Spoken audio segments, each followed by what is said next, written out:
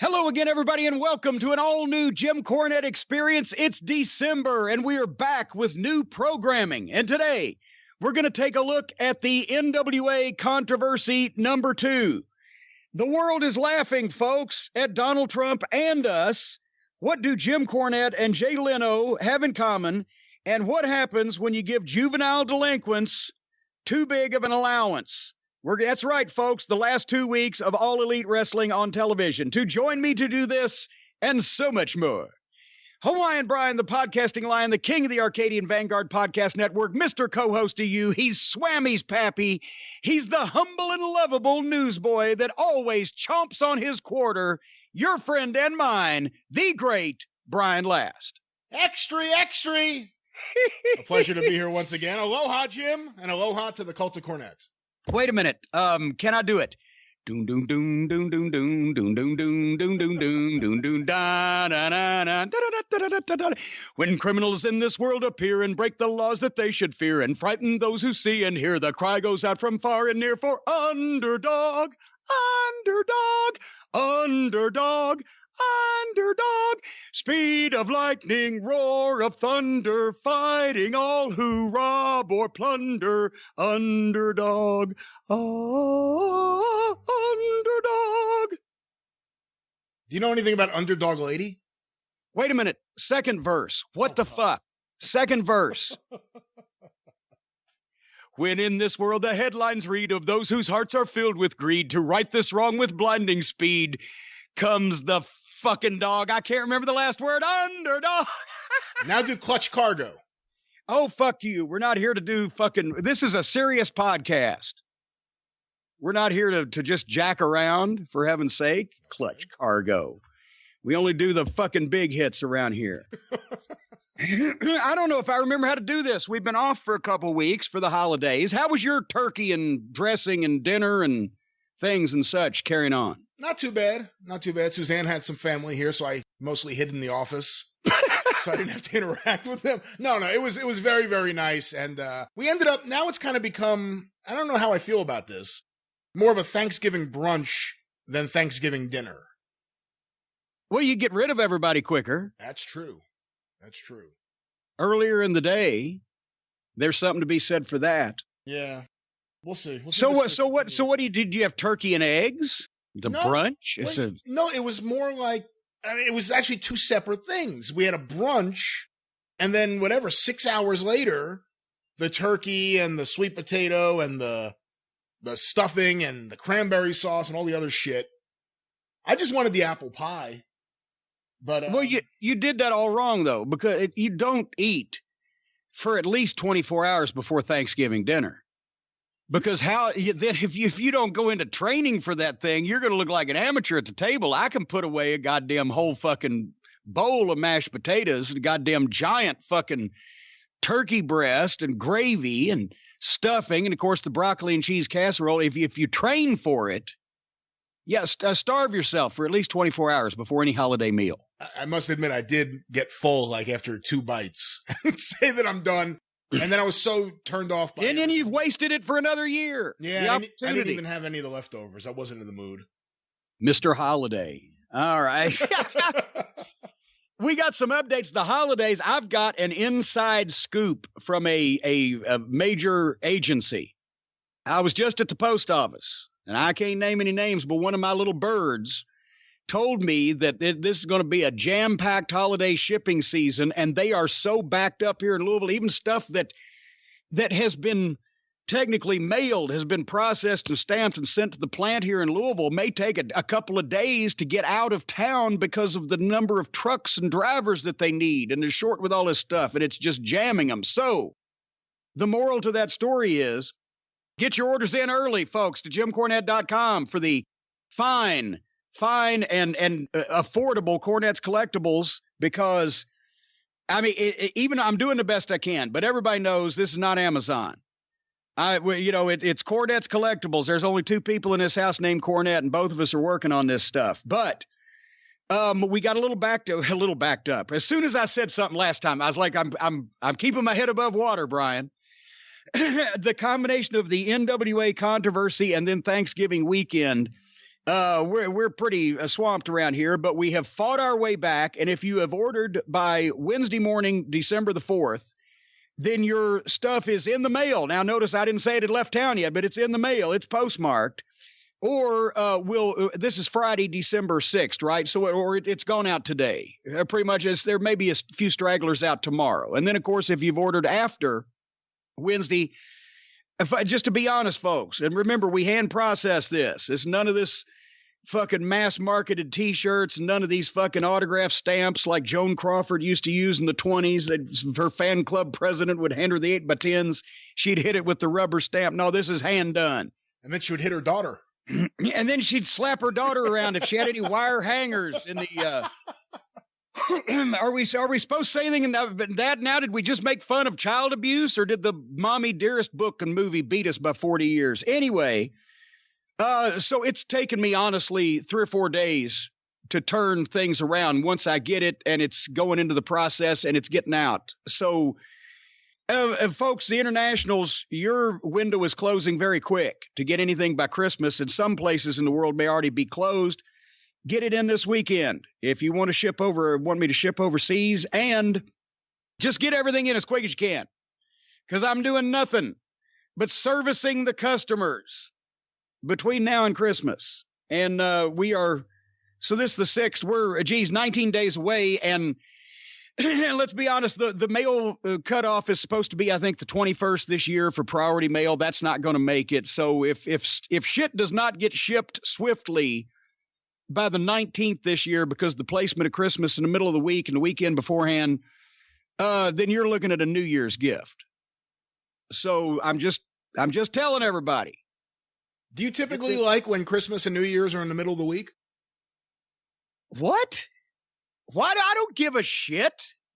Why would I give a shit? You just brought up the fact that it was in the middle of the week. It made me ask the question. I'm talking about the placement in terms of there's a fucking weekend beforehand where the post office is closed and then they turn around and they're closed again. So you don't like it? Well, at least you get more shipping opportunities if Christmas is on a Sunday because they're closed anyway, right? Is all I'm a capitalist here. That's all I'm thinking about. That pisses off the people at the post office, though. Well, I'm sure it does. Sunday, they're so mad. And John the Hunchback, boy, when he dresses up as Santa Claus, he doesn't even have to throw a fucking bag over his fucking. He just kind of throws the bag over his hump and looks like it's full. That's awful. Awful.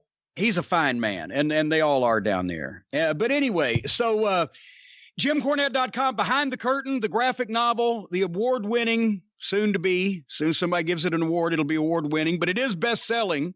In the second printing, the softcover edition is available autographed only at JimCornette.com. You can go to the website, click on all these things, get a full description. The Wrestling Gold 10-hour set of classic 70s and 80s wrestling. I'm putting out an alert. There were a lot of these things to begin with, and we're on our last 400. So it may make it to Christmas. We'll see. But if you want the Wrestling Gold, $9 for 10 hours. Kind of fucking idiot has not bought this already? I want to know. Boy, I'm a surly salesman today, ain't I? Anyway, the T-shirts are flying out the door. The Cult of Cornette membership certificates, et cetera, all hand processed. JimCornette.com. Please get it in if you want me to get it out, because I'm only one man and I haven't figured out how. I'm only eating once a day, but I still have to sleep. I haven't figured that one out. Have you got any ideas? You never sleep. You do 18 fucking shows. You could survive with no food for a while. It's the thirst that'll get you. Well, I can drink while I don't mean drink alcohol, get drunk while I'm processing, but I can drink liquid while I'm doing these orders. But it is hard to have a cheeseburger in one hand and sign autographs and stuff packages with the other hand. Anyway, if anyone can pull that off, it's you. Well, I have been driving with a cheeseburger in one hand for 30 years. So, and it's easier that way. I have a burger towel here that you so kindly sent me. And the other day I was leaving the post office and I said, you know what? I've had no time to eat. I'm just going to get Burger King because it's quick. I can get it in the car, take off. So I get 2 double hamburgers. Yeah. And I start eating it, and right away I'm like, why don't I have the fucking burger towel in the car? What's it doing at home? It does me no good at home. I could actually use it at this moment. In the car. Yeah. See, there you go. No car should be ill-equipped without burger towels. That's right. I learned the hard way. Speaking of ill-equipped, a lot of people involved in this story are ill-equipped in some fashion or another. I remember the last time we did a program before Thanksgiving, I had broken the internet because I told a 35-year-old joke, and all elite cosplay wrestling fans got up in uproar and stirred up the rest of the people on Twitter that apparently have no lives. I don't know, and I'm not even sure some of these are real people. And it broke the internet, and David Lagana, on behalf of the NWA, started apologizing for me again. When, as we mentioned, that the guy who was writing the apology was also the guy who aired the thing he was apologizing for that I said 6 weeks previously. We'll talk more about that in a minute. But anyway, that's the first time I broke the internet, right? When the big split, when it was like, fuck it, Cornette's done with the NWA. And then in what has to go down in wrestling history as one of the most remarkable examples of bad timing in the history of the world, the following week, the NWA aired a package show for show number 8 on YouTube. Not a new episode, and the folks knew because they knew what had been taped in Atlanta that there was still one in the can, but they aired a package show. And this is after we had recorded, so I've not been able to talk about this, right, since then. And the internet broke again, this time with all the NWA fans flooding YouTube, and I don't know how you do the thumbs up and thumbs down. I've never done one. I don't give a fuck. If I like it, I tell people. I don't just fucking thumb it, right? Finger it, whatever they do to it. It's pretty simple.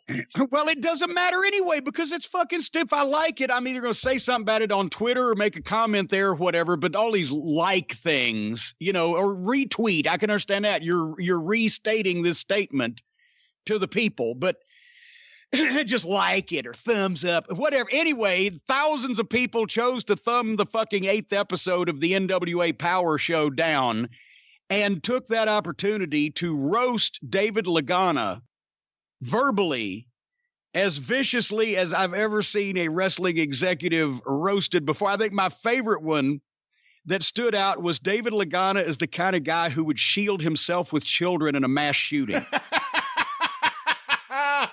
Oh, that is funny.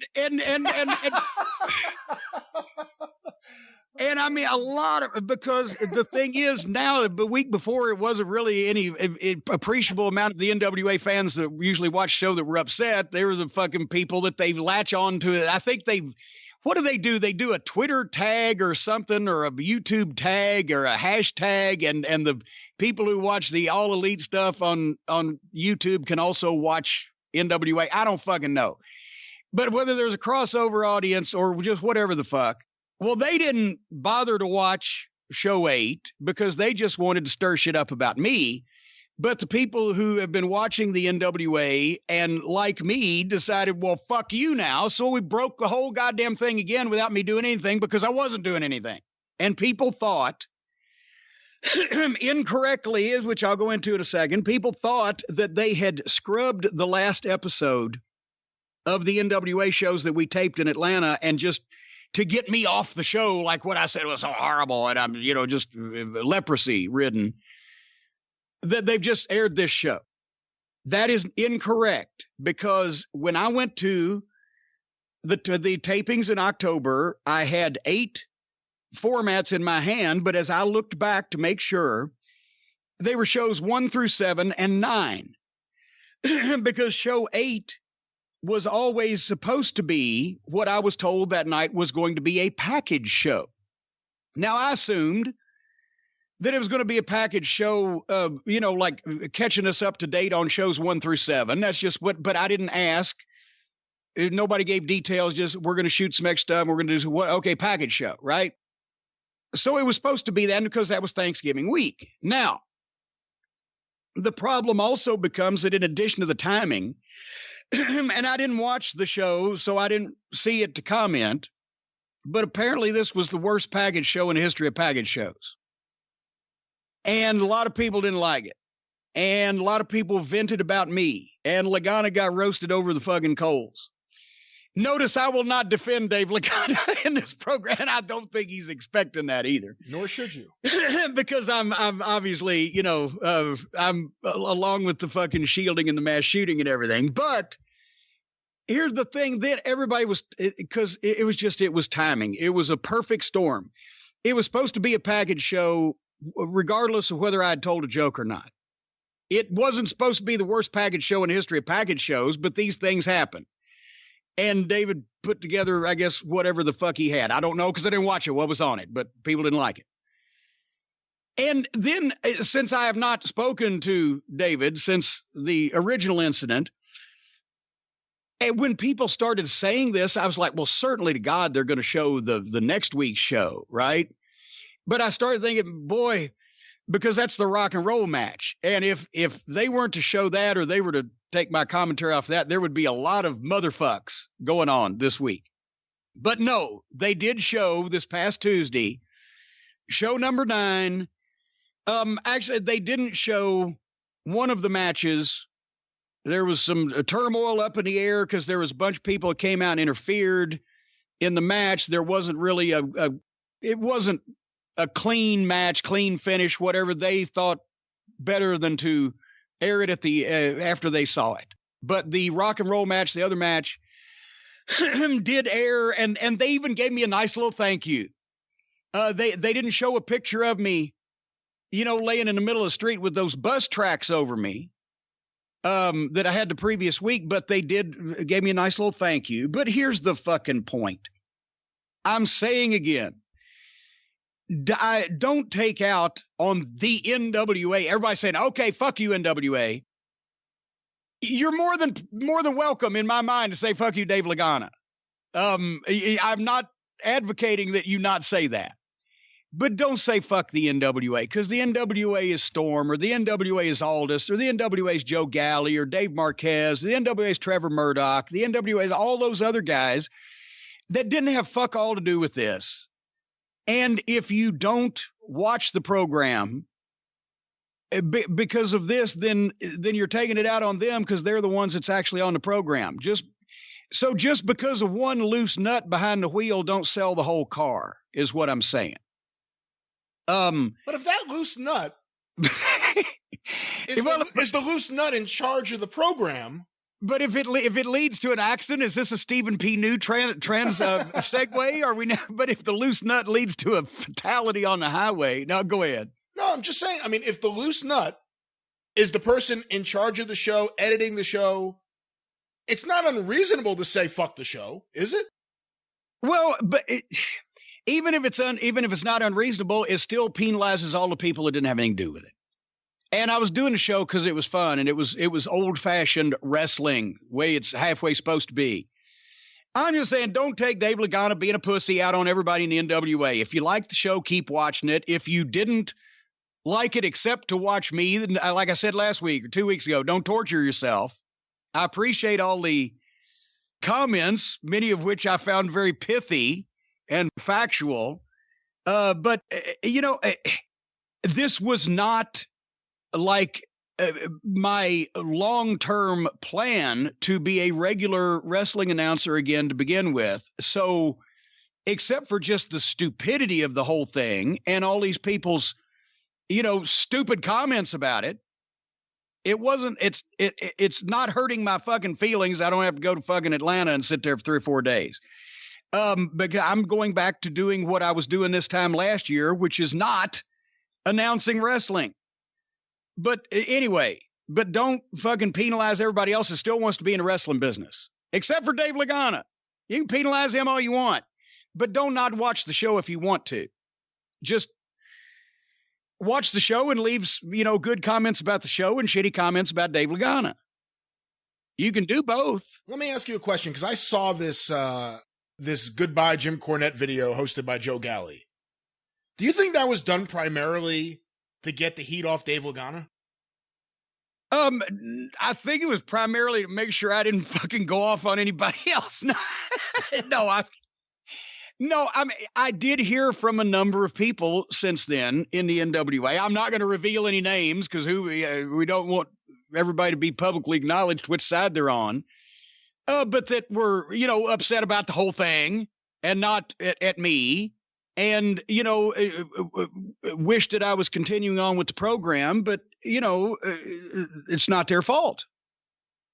So anyway, and as I said before, hopefully they'll get some kind of deal and they'll start doing this weekly, in which case I'd be out anyway, because ain't no goddamn way I'd go to Atlanta every fucking week. Especially with the traffic. You have to leave at 5:30 in the morning to beat the morning rush hour on the loop. Because I did it. Anyway, as I said, but that's the second time I break fucking NWA's internet, it was for actually not doing anything and not being on the show at all. But that was not a plan that way. And they aired the Rock and Roll title win, which I thought that was, if you haven't seen show 9 yet, the Rock and Roll Express won the NWA World Tag Team Championship from Wild Card, Latimer and Isaacs. And it was the pop of the night, even though it happened. I think that was pretty much the last thing we shot that night. It was pop of the night in the studio because those people realized what they were seeing. It was a nice nod to history and at the same time historic in itself. That's the longest spread of time that any tag team from the first championship to the last championship they won. That's even beats what was Thez? Thez won the title for the first time in 1937, lost it for the last time in 1966. Yeah. That was 29 years. And even he was a world champion in the UWA in what, 78, was it? 79-ish? I was thinking a couple of years before that, but you may be right. 76 is somewhere around there. Point is, I think Ricky and Robert, at least they've got the tag team award for longest time in between first and last title reign. Well, I say last. Who knows the way they're going? Anyway, that was fun. So there you go. If by chance that is the last time you appear on a wrestling program, do you think that's a fitting way for you to wrap up your on-air career, you in the ring celebrating with the Rock and Roll? That actually would be. I'm going to do it on purpose. It's not like I'm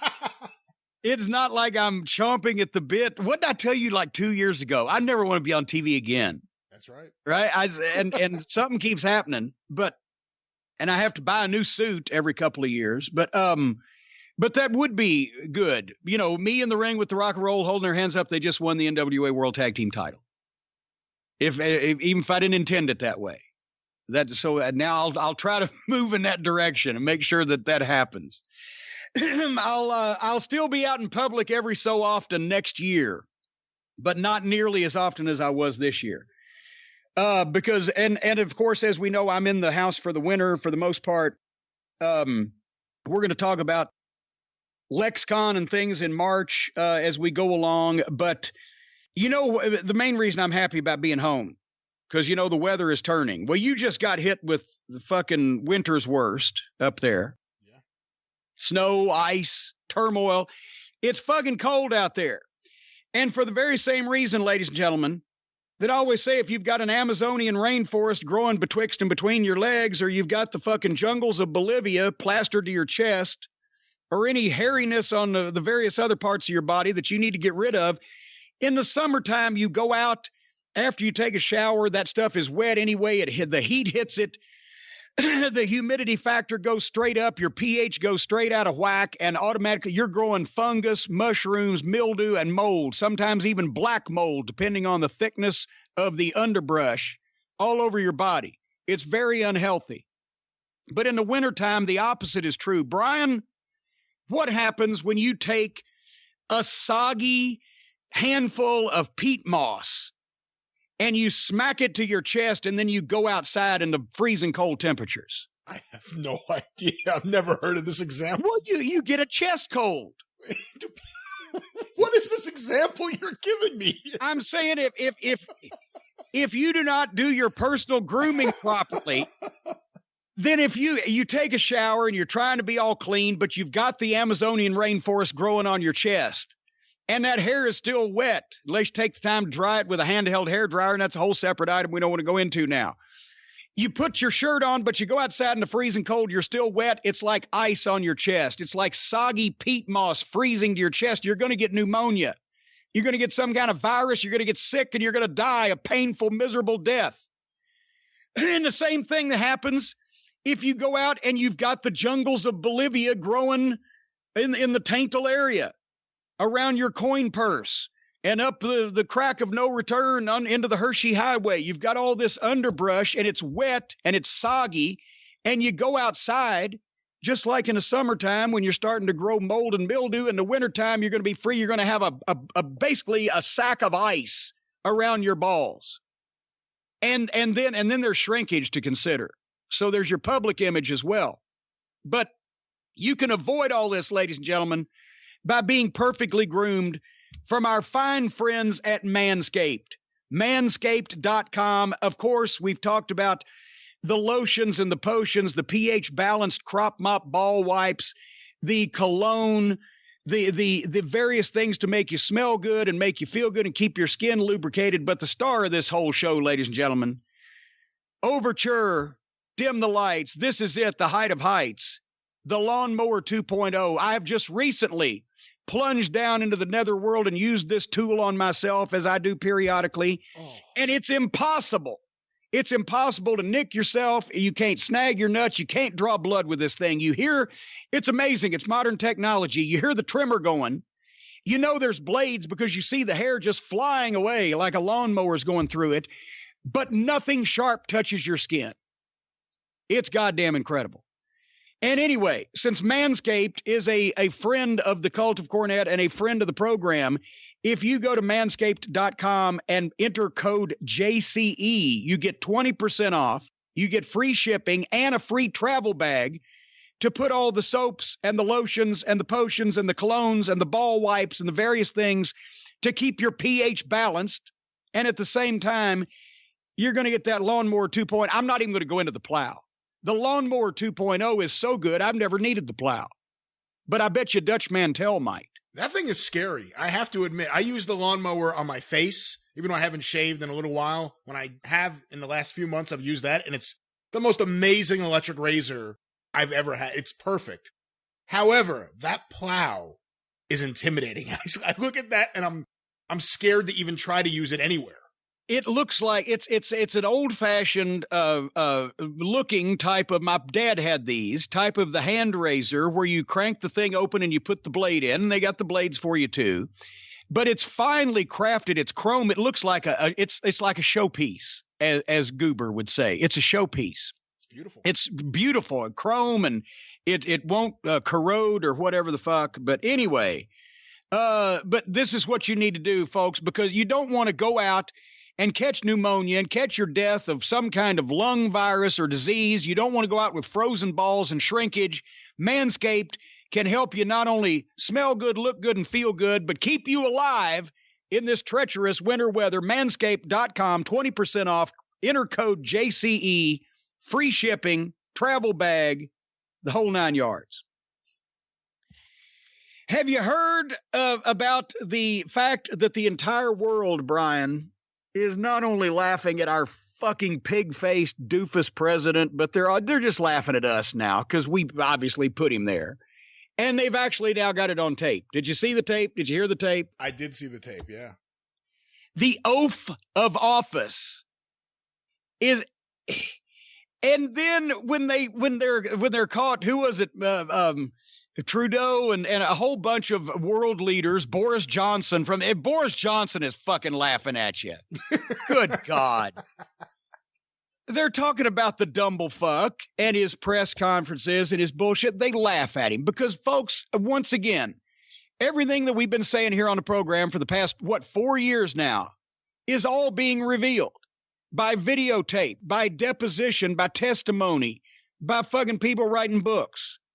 Everybody that deals with him thinks he's a fucking idiot. The world leaders laugh at him. They don't respect. Respect is even too strong a word. They think he's a fucking idiot, and they think we're fucking idiots. Except they would be laughing more, except that we have put the world in danger by putting this fucking megalomaniacal fucking fuckwit in the goddamn office to begin with. But now they're on tape laughing at him. Everybody that Rudy Giuliani knows is indicted. He's going to be indicted pretty soon. They've got the call records where he was talking to all the fucking Ukrainian officials. They've timed the whole thing. They're testifying to this. The Republicans are so gutless. Maybe is Dave Lagana Republican? I'm just wondering. But they're so gutless that they won't come out and say, all right, look, fuck, we've known this all along, but we thought you wanted him, or something to save their face. No, there's nothing wrong here. But meanwhile, everything's being told. Everything that we knew, everything we said all along. He's an oaf. He's an idiot. Everybody around the world is laughing at him and laughing at us because of him. He's crooked. He did all these things. They've proved it. They've got people testifying to it. He's a fucking danger. Now he's becoming more fucking unhinged, as not only people that age with those type of mental issues before the office do, but now he's been president and people are finding him out. And he knows that he might live long enough to go to jail now, possibly. And he certainly knows that all this stuff is going to lead to him, hopefully, not getting reelected. So he may just crack up and melt down. And the one thing that makes me so mad about this whole fucking controversy over my fucking chicken joke was that a lot of those dumb fucks that were on me, like, oh, yo, how could he not know? How could he say this thing he's been saying all along? They're Democrats, as the Republicans in the audience keep reminding me. See, you got your dipshits too, Cornette. You got your fucking lunatics too. You got the people that are wringing their hands and clutching their pearls and fucking trying to cancel people on Twitter. So here's what we got to do, Brian. I figured this out. We got to use them like the Republicans use their gun nuts, their Christians, and their hillbillies. Because those are all mentally deficient groups also, and the Republicans take advantage of that.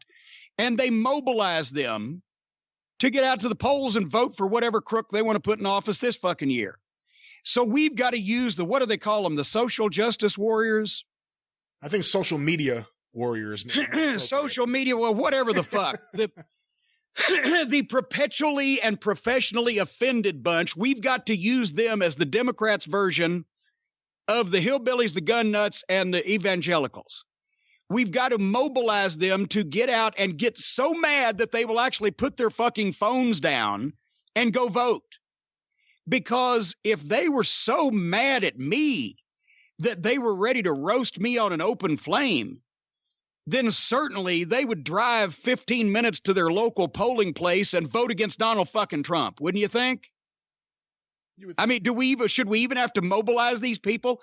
If these people are so upset over what went on a YouTube television program watched by a few 100,000 people, shouldn't the fact that the leader of the free world is all the things that we all know that he is cause them to put their phone down, drive to the polling place, and vote for anybody else but him? You would think. So, fellow reasonable-minded Democrats out there and liberals in the cult of Cornette, some of these fucking twerps that were on fucking Twitter twerping. They're in their your social circle some way. They're the ones that are no fun at parties because they get offended at everybody's jokes. Use them like the hillbillies and the gun nuts of the Republican Party. Wind them up and get them so mad that they will go vote. And then perhaps we can have the equivalent number of stupid fucking people on our side to actually do something positive in the long run instead of wasting all their fucking time fucking browbeating people on Twitter and letting the world burn, which it literally is, since Trump's taking further steps to get us out of the Paris Climate Accord. So that might be an idea. A lot of people probably imagine that our off-air phone calls are about all the wrestling we hate. But they're not. Typically, that never comes up. In fact, the other day, you and I had a long discussion about our favorite books of the year, and we were giving each other recommendations. I want to add one to my list, because I just started reading it, and I think you'll get a kick out of it. It's called Commander-in-Chief. It's by Rick Riley, formerly of Sports Illustrated, and it's all about Trump and golf.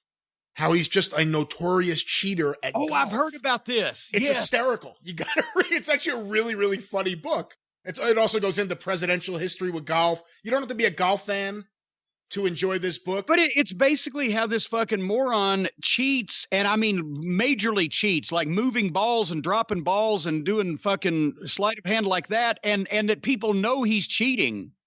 Yeah. But he has to fucking win somehow. He claims he has like 12 golf club championships, but under examination, it's actually like 0 golf club championships. What he does is he'll play the first hole at a new club that he, buys or takes over, and then he'll claim that he's the champion now.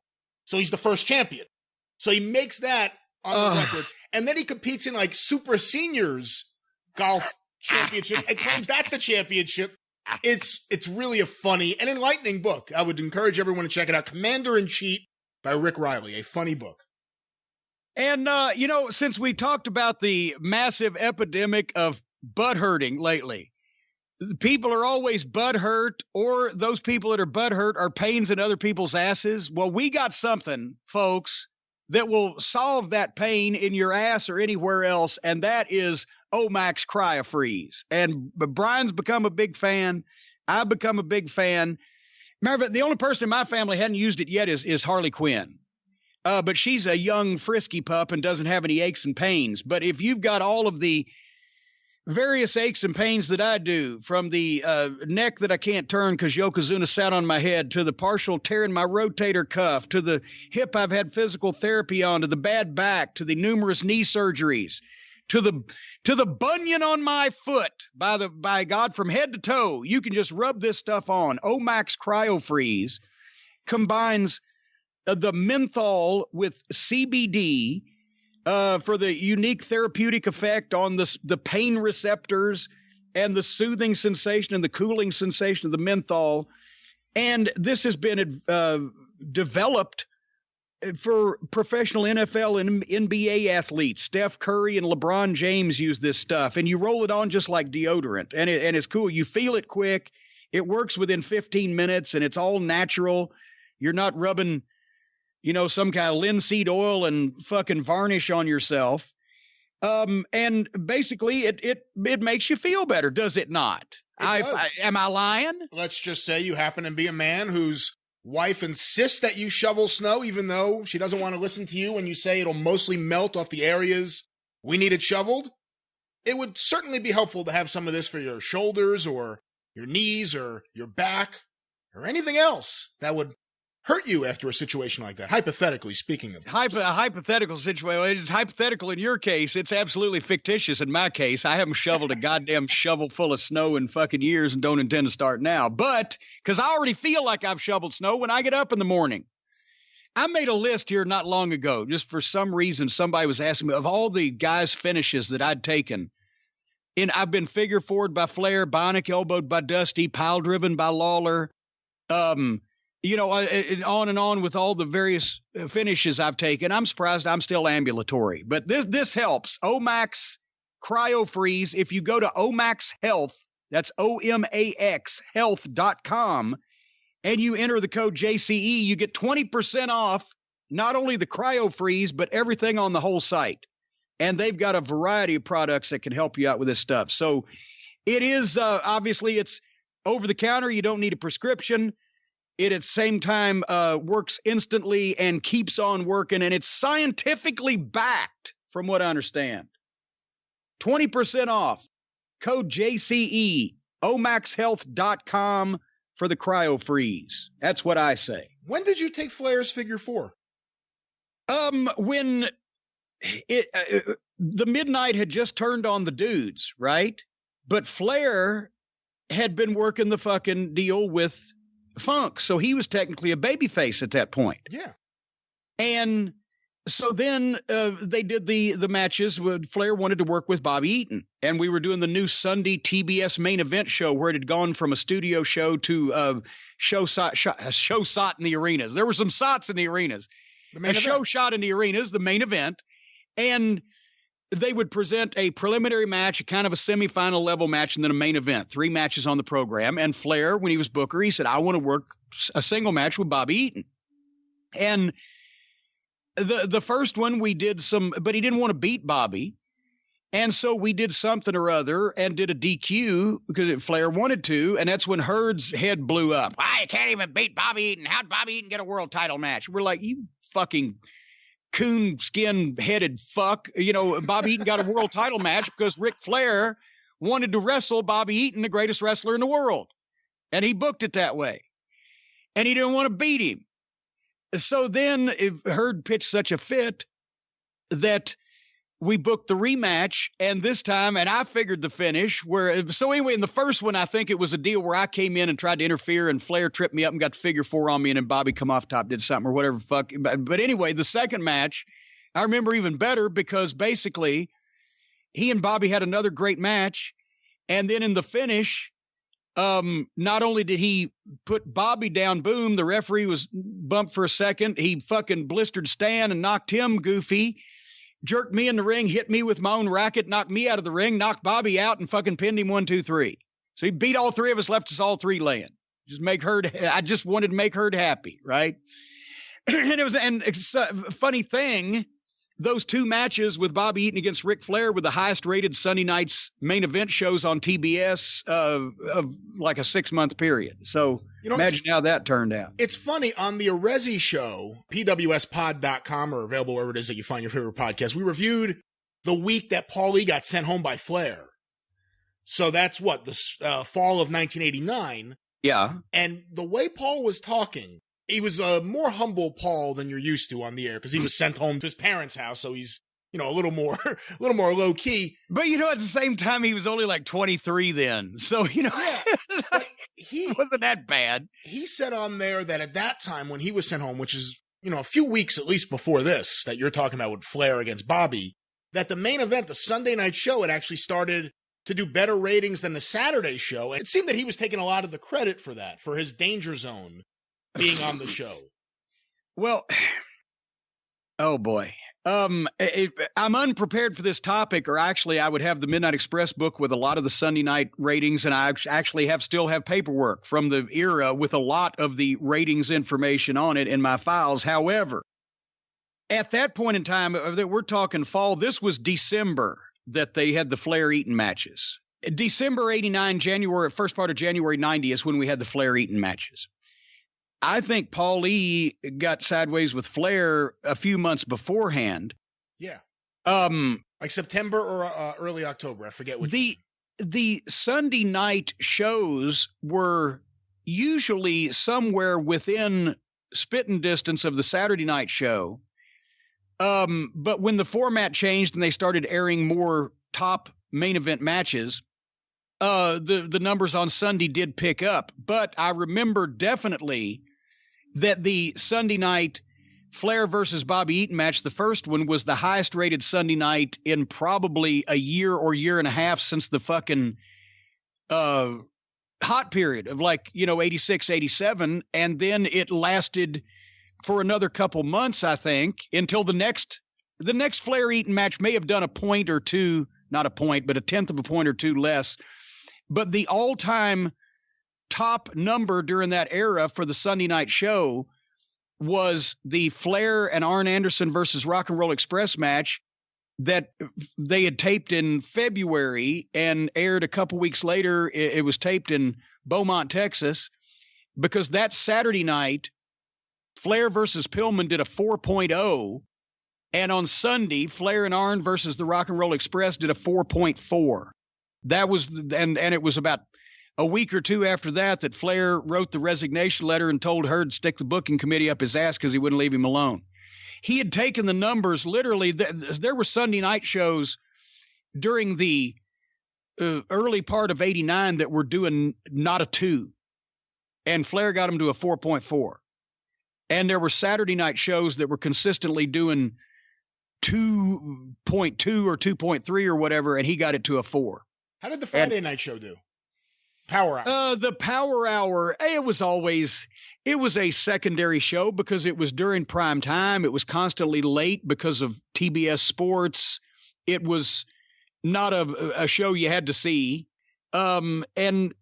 Truthfully and honestly, I can't remember a sample rating, but it was always a full point or two below the Saturday and Sunday shows from what I recall. And then in terms of the wrestlers who were working there at the time, obviously Flair's booking also, but was Flair the biggest mover of ratings? Did you get a bigger bump when he was on camera than anyone else? Well, see, it wasn't that overanalyzed yet.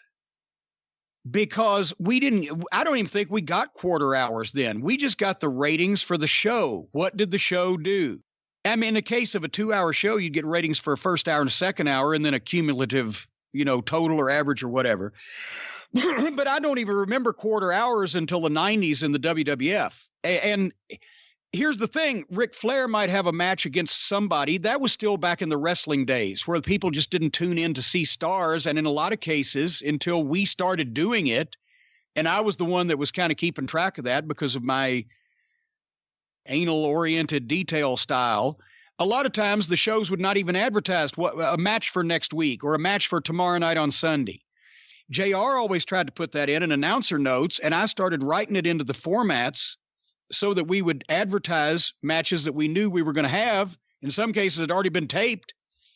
So that built on things. But point I'm making is if it was an angle, Ric Flair wrestling so-and-so in a cold match might not do the number of, for example, when we shot an angle where I would have to face Shane Douglas in a 5-minute match, one-on-one.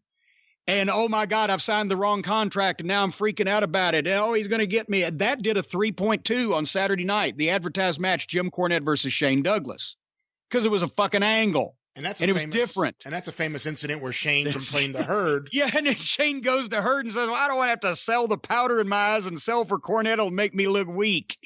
So we'd already taped the match because that's what we fucking did. And then he ends up making a comeback, and then the boys jump in, and we do a tag team angle. And it got a rating for what the people thought they were going to see, but he made us retape it. Herd did. He's, well, Shane's right.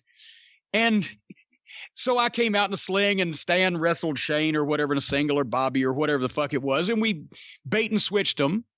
And, and the rating the next week was down because they didn't like being baited and switched. They wanted to see what we originally taped, which would have gotten over and would have gotten heat on the fucking program. And instead, Flair got mad that honestly, at the time, Shane was next to off the card, and so was Johnny, because Herd hated the dudes as bad as he hated the Midnight Express. So Flair says, and this is probably the start of the fucking issues, this fucking underneath guy calls over my head for a fucking angle we did on TV that drew a rating to get them over, fuck them. So that was to set up the Midnight losing to the Dynamic Dudes all around the towns, and the dudes would get 5 minutes with me and beat me. And Flair switched to finishes where we just beat the dudes and they didn't get the 5 minutes. 30 days in a row, we just beat the fucking dudes. Anyway, so that was, talking about, I didn't even know we were going to have this segue, but talking about people stooging to the boss. I have something in common with Jay Leno, and I just heard this story. Jay Leno. Apparently, Jay Leno recently, and I haven't watched this show in ages. I don't know what they're doing with it, but America's Got Talent. Jay Leno, and I assume that's an NBC program, America's Got Talent, because Jay Leno's been on NBC for fucking years. He's made him $1 billion.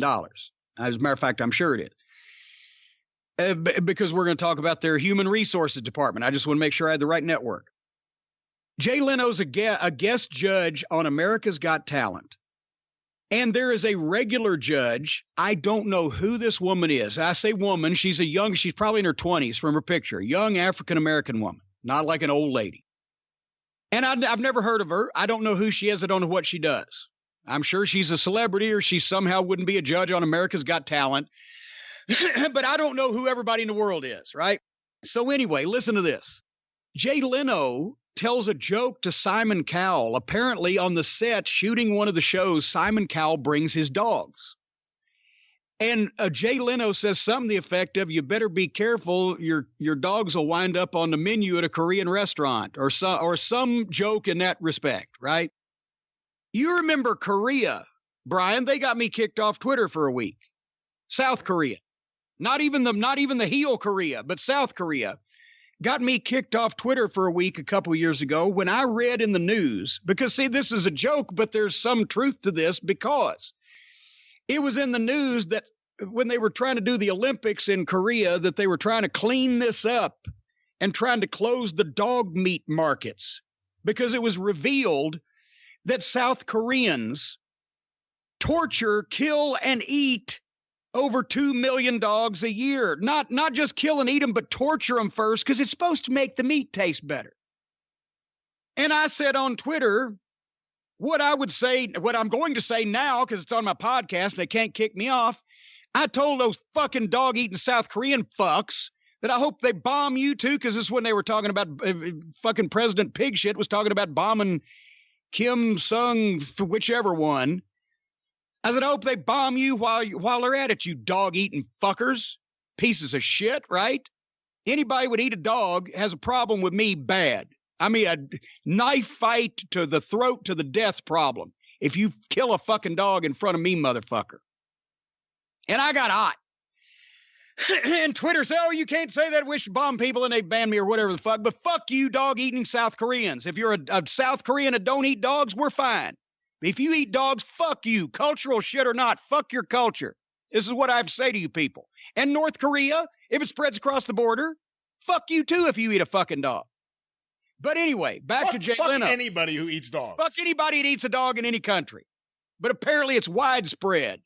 And people try to make excuses for it and say, well, it's a poor country and it's in their, their tradition that they would. No, fuck you. Just fuck you. Eat fucking dirt, motherfucker. I would eat dirt before I'd eat a fucking dog. I would help the dog. I'd probably help the dog eat the dirt first, because I'd be worried more about Harley. Anyway, back to Jay Leno. So Jay Leno tells this fucking Joe, yeah, you better be careful, Simon. Dogs end up on the fucking menu at the Korean restaurant down the street or whatever.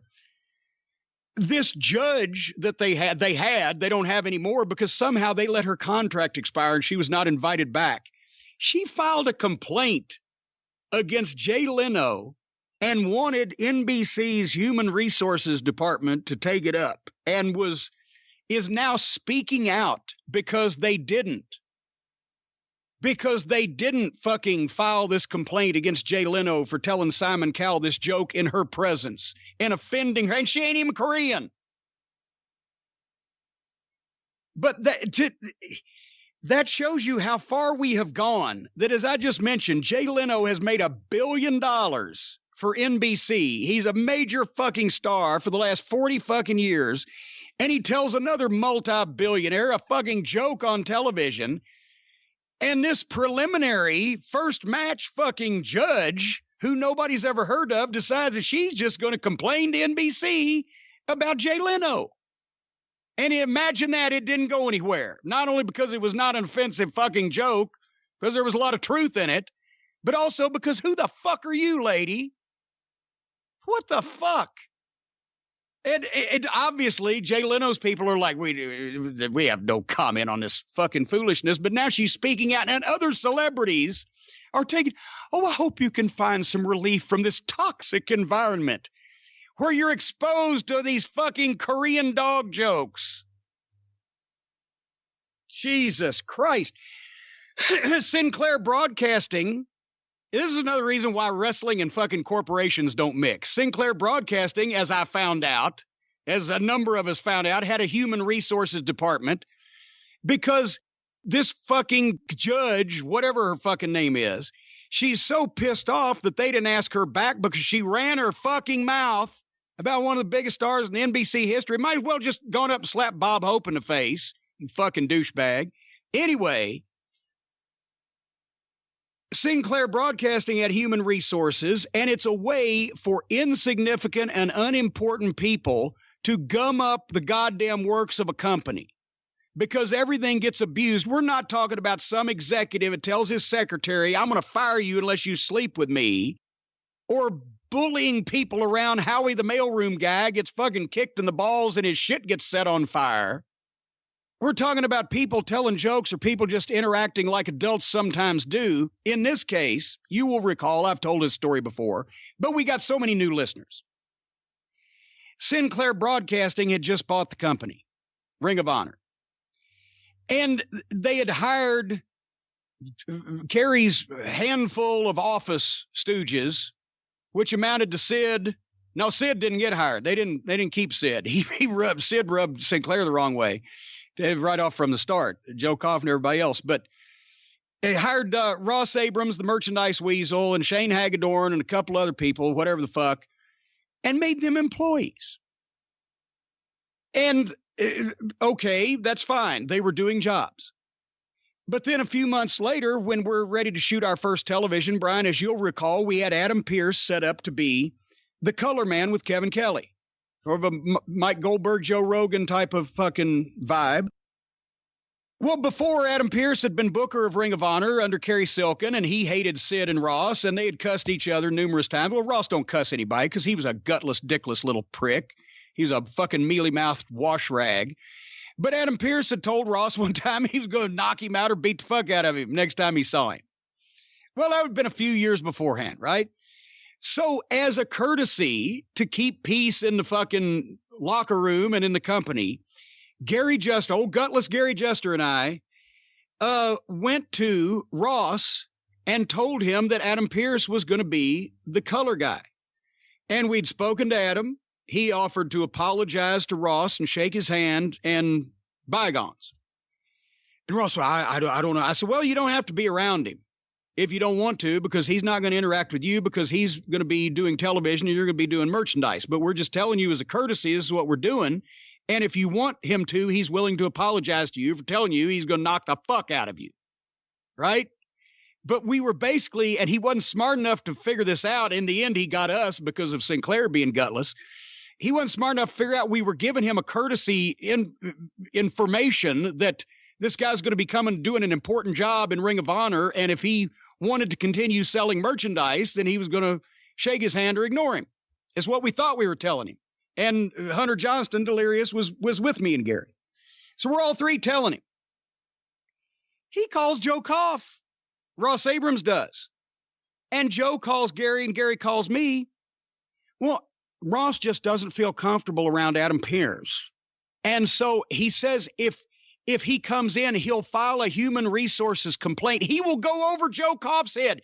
Joe Koff, the motherfucker that's just saved this fucking company, has just put it on 75 television stations, that runs the whole goddamn thing, and he's a fucking merchandise weasel, and he's telling Joe Koff after 2 months of being employed, he's going to go over Joe's head to human resources and complain about the color commentator for our television program. And Joe says, we don't need that right now to get heat on Ring of Honor, so you can't have Adam Pearce. I just last summer, this was in 2011, right? I just last summer had the hole in my garage wall patched that I punched when Gary Juster was telling me, because when Gary told me that Ross was saying this, I went, okay, who are we going to get to sell the fucking merchandise? And then he said, no, you don't understand. We got to get a new color commentator. What? My fist went through the wall 3 fucking times. Cut the fuck out of it, pulling it out on the second one. I hated Ross Abrams from that point on.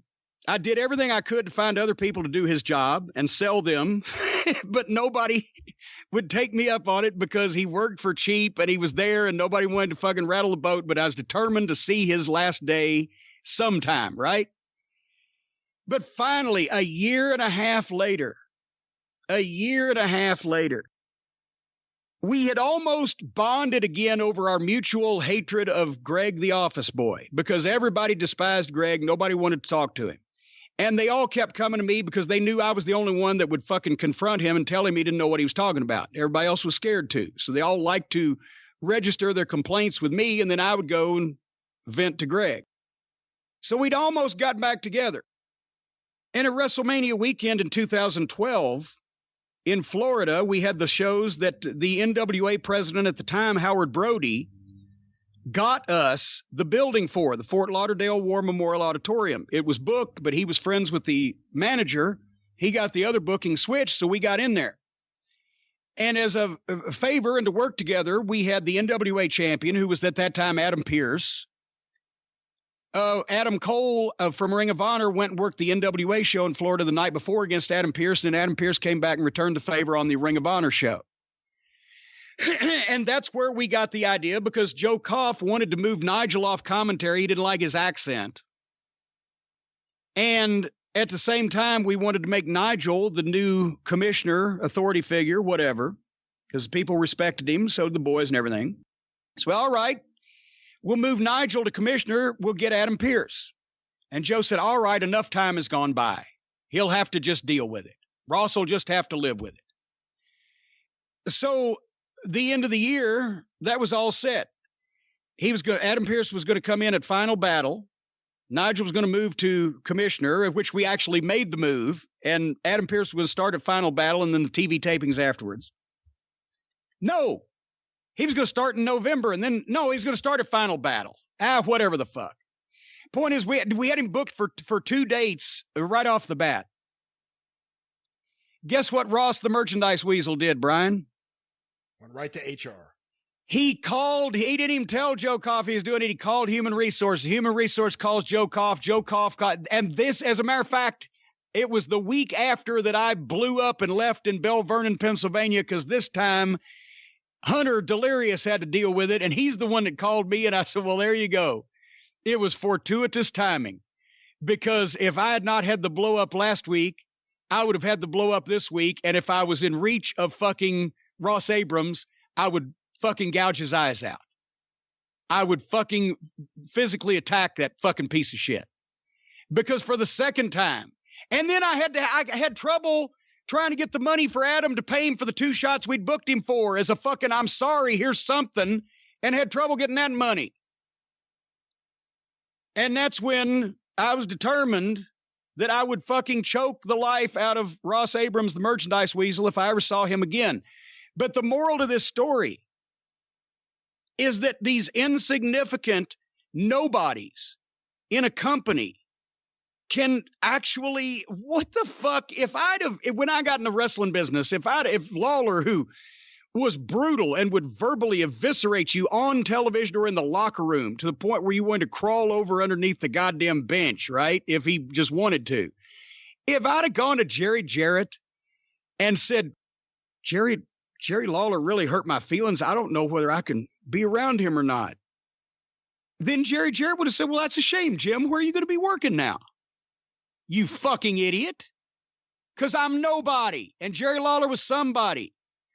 So I'm not talking about when people are abusing power in these major companies and the executive says, you got to fuck me, secretary. I'm going to fire you and put you out in the street, or strong-arming people to do crooked shit or whatever. I'm talking about you got to have some common sense with this. And it's human resources. All these fucking human resources goddamn departments sound like another way for these insignificant piss ants to fucking make trouble because they're nobody and they know it and they want somebody to pay attention to them. If you're that offended, I suggest you become a fucking monk in a monastery, because you're going to get offended if you deal with people. Because I believe we mentioned a couple weeks ago, most people are fucking assholes. Complaining about Jay Leno. Anyway, I like that. I like that story. It shows that I'm not alone.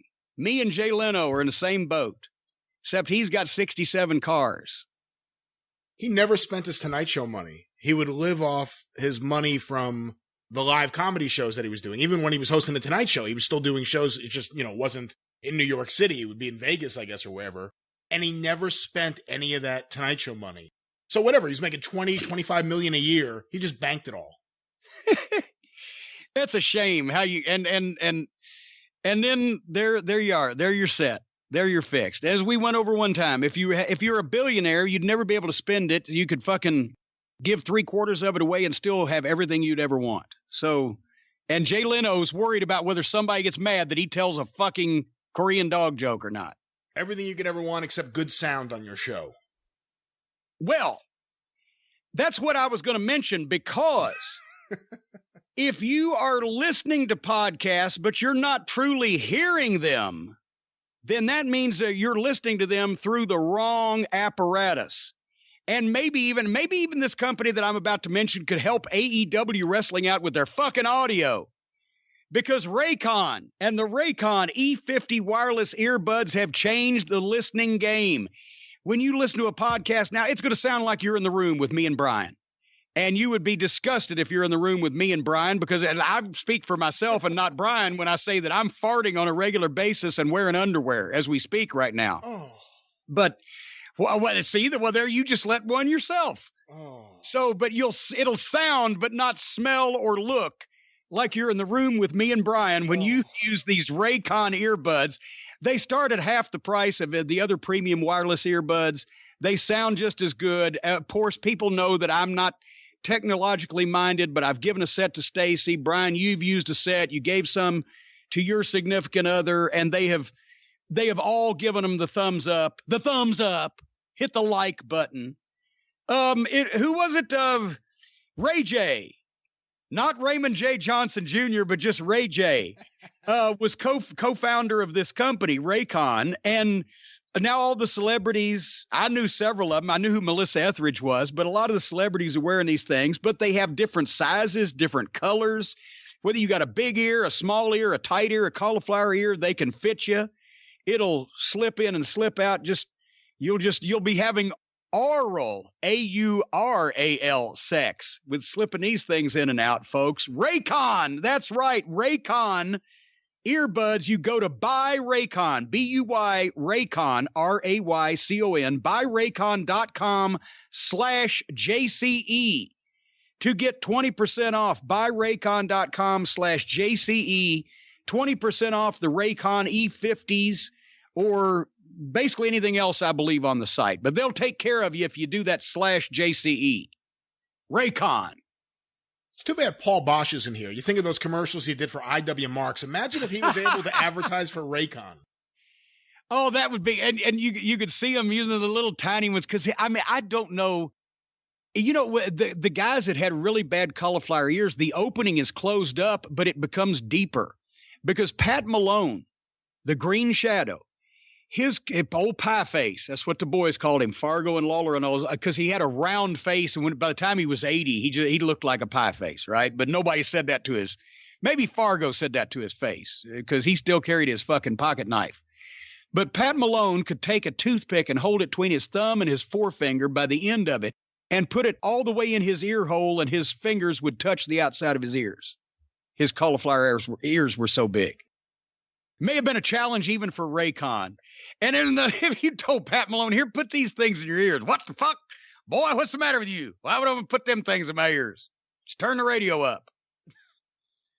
I just remembered nobody knows who the fuck Pat Malone was. And very few people. Travis Bickle will know who Pat Malone was. John Cosper would know. John Cosper will know. But anyway, Pat Malone, when I first met him, was the old guy that sat and watched the back door in the Louisville Gardens, and he sold the wrestling news magazines. Actually, they sold him up at the picture table in Louisville, but he was kind of responsible for it because, that was his thing in Memphis, and he'd get all the little kids that wanted to get in for free, and he'd give them a stack of 10 magazines. He said, boy, go sell them magazines. Come back and I'll give you some more and give you 50 cents a piece or let them in free or whatever the fuck. And apparently he was a great photographer from a lot of those wrestling news magazines. Well, when he sent the pictures in, Norm Keitzer just said, okay, photo by Pat Malone. He never held a camera in his fucking life. Some of my early pictures were photo by Pat Malone, but he watched the back door in Memphis and the same thing in Nashville. Pat Malone had a job for life from Nick Goulas and Roy Welch and later on from Jerry Jarrett because of who he had been. And at the time I met him, he was born in 1900. I remember it was easy to remember whatever year it was. He was that old. So I met him in 1976. He's 76 years old. And all the boys still talked about how tough he was. And I saw him one time when a guy in Louisville tried to go back downstairs in the locker room after the matches. I'm walking back to the back area, and suddenly this folding door that would stretch across that didn't have a track on the bottom, just on the top. Whoom! Some guy's body hit that thing and boated out, and this guy rolled about another 12 feet to the wall, and there come Pat Malone with his hand reaching in his right pocket, and I'm screaming, Tatey! Pat's in a fight. And the fucking cops got back there and saved that guy from what was about to come, because Pat Malone he had met Roy Welch in the 30s. They both trained wrestling bears. And I bet Ron Fuller can tell you some stories about Pat Malone on his show. But anyway, and Roy Welch, when he established the Nashville booking office, used Pat Malone under a hood as the Green Shadow, as his top heel in Nashville.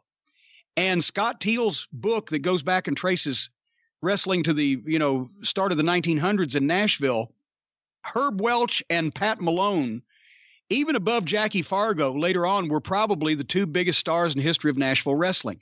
The Green Shadow had a string of sellouts in the 40s. It was unbelievable. He had heat like crazy, wrestled under that, and he looked just like a little man. He was one of the light heavyweights back in those days. It was fashionable in Nashville.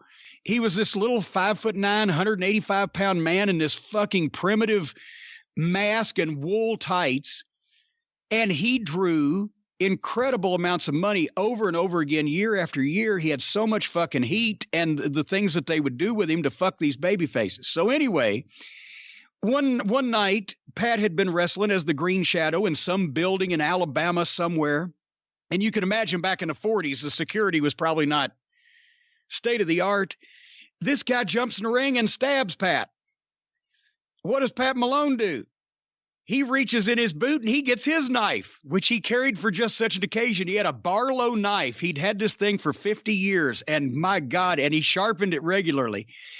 And they said, eyewitnesses said that Pat Malone chased that guy that stabbed him out of the ring, out the back door of the building.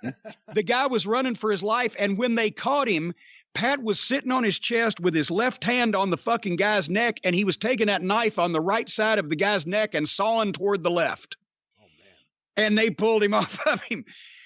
So if you go back and Louisville, the Green Shadow was a top guy here, even though it wasn't a Gulas Welch town back then, because they used some of the Welch talent from Tennessee, and they loved masked guys in Louisville in the 40s. So 40 years after he first wrestled in Louisville and Nashville, he was still guarding the door and selling the magazines and just there because of who he had been. He was one of the guys that really built Tennessee wrestling, and they always took care of him. But goddamn, you did not cross Pat Malone, and nobody got in the locker room, even the police.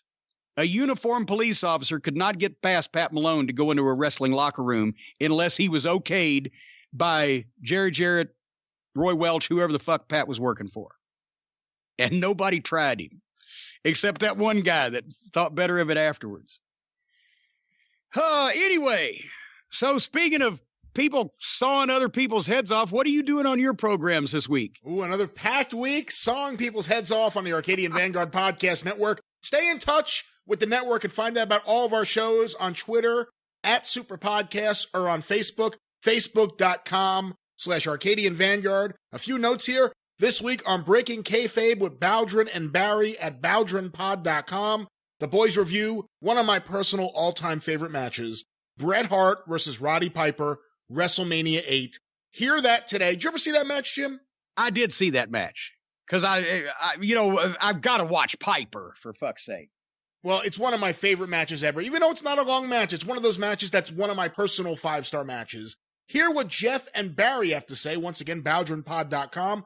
Also want to make mention, the Mid-South Wrestling Television Review with myself and Mike Mills. We are now up to the big reveal. Who has been stalking Mr. Wrestling 2 with masks covered in blood, weird ransom notes, and eventually even a doll with one leg being hanged from the rope? Find out the big reveal. Who has been stalking Mr. Wrestling 2? Zach Gowen. No, not Zach Gowen. Oh, that's a good guess. The one-legged wrestling doll, I guess. I don't know where they got this doll.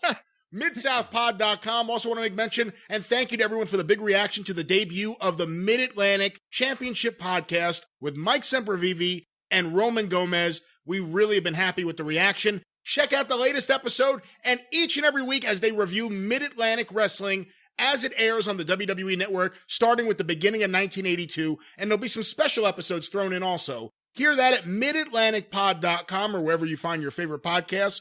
And of course, the 605 Super Podcast, the Mothership.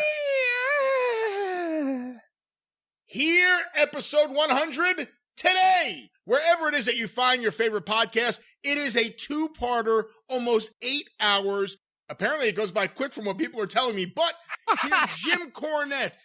So does open heart surgery. Jim Cornette, Fumi Saito, Sean Waltman. We don't talk at all about his life in the WWE or in WCW. It's all about the early years, growing up as a fan in Florida, setting up the ring in Florida, hanging out with Billy Jack Haynes, getting trained by Boris Malenko, the GWF, hear about his days as the Lightning Kid. This is a really fun interview. Plus, Mike O'Hara, hear the story about how Hulk Hogan got on the WWF's radar. George Shire with the true history of the AWA Championship. I don't know if you know about this, Jim, but George has been pretty upset about it. That's why we did the segment.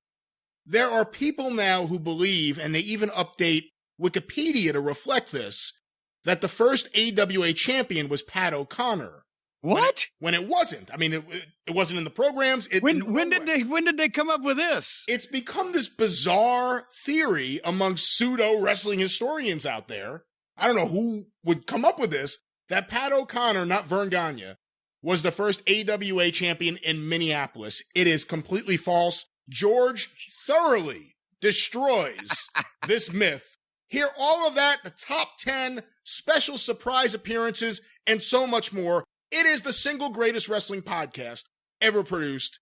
Hear it today, 605pod.com, or available wherever it is that you find your favorite podcasts. The Mothership. And you're so humble and lovable. I'm only telling the truth. I only tell. Well, it's easier to take when it's true. That's right. And boy, I tell you what, there's something I wish I wasn't right again about, and that was, we should mention that, okay, we haven't reviewed any of the Wednesday Night Wars in 2 weeks. We've been off, so we've got the November 27 program and the December 4 programs to cover. And I got to be honest with you, last week, it was a busy week, as we mentioned, with Cornette's Collectibles, and also I was off of wrestling over Thanksgiving week. I did not watch the shows, anything related to wrestling last week.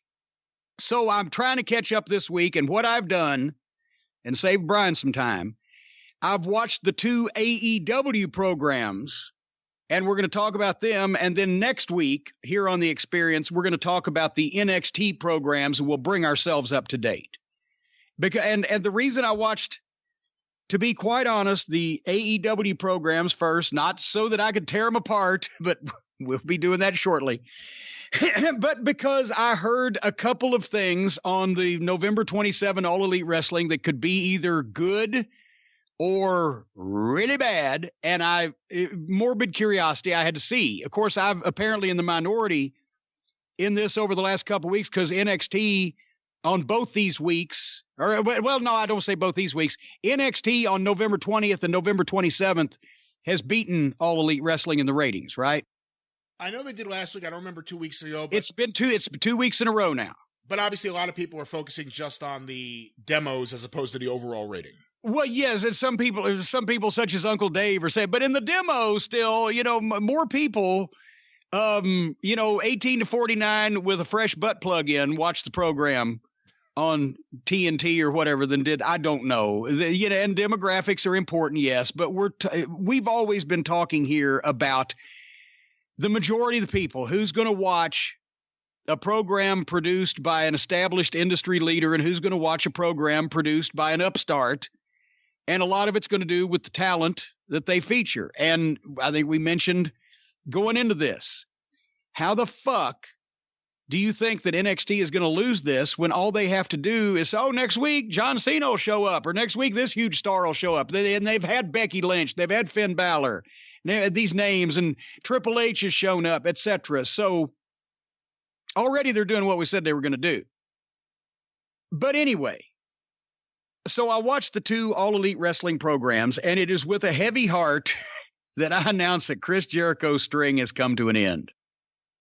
The party segment, the thank you party on the November 27 program, the night before Thanksgiving, Soul Train Jones hosted a party to thank Chris Jericho for All Elite Wrestling success, etc., right? What'd you think before I get started? Well, if you remember, you and I talked a couple weeks ago, and I said, have you watched this? And you said, I haven't. And I said, I really want to know your opinion because with it being Chris Jericho, I could see you going either way. I thought there were, see, it's weird saying something like this and nitpicking. I thought there were moments that I liked, but overall, it was the same goofiness I don't like on WWE television. So I don't like it here, even though the fans react a little better to it than they do on WWE TV. And although there was someone in a box, which usually is nobody got over, which is usually enough to make you happy. Yeah, I mean, I want an alternative to what's out there. I don't want another version of what's out there. And for that reason, and I've been very high on Chris Jericho and AEW, I didn't like the segment. This was on a lot of levels not good at all. And this proves what happens when the boys get to do what they want or what tickles them. Even the big star boys sometimes. When they get to do what they want and what tickles them without anybody to put their foot down, this is kind of shit that takes place. And let me say this, a lot of people are going to say, well, the WWE would have done the same thing. You're exactly right. They were trying to do a segment like you would see on Raw here. Except here's the difference, folks. And I don't know why this doesn't hit everybody in the face instantly. All Elite Wrestling can't get away with this.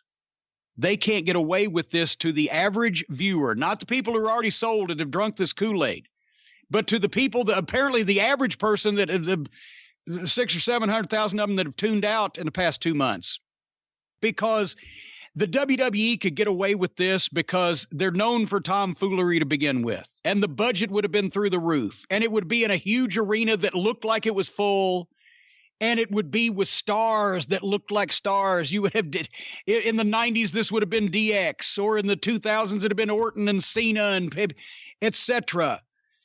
And people would accept it.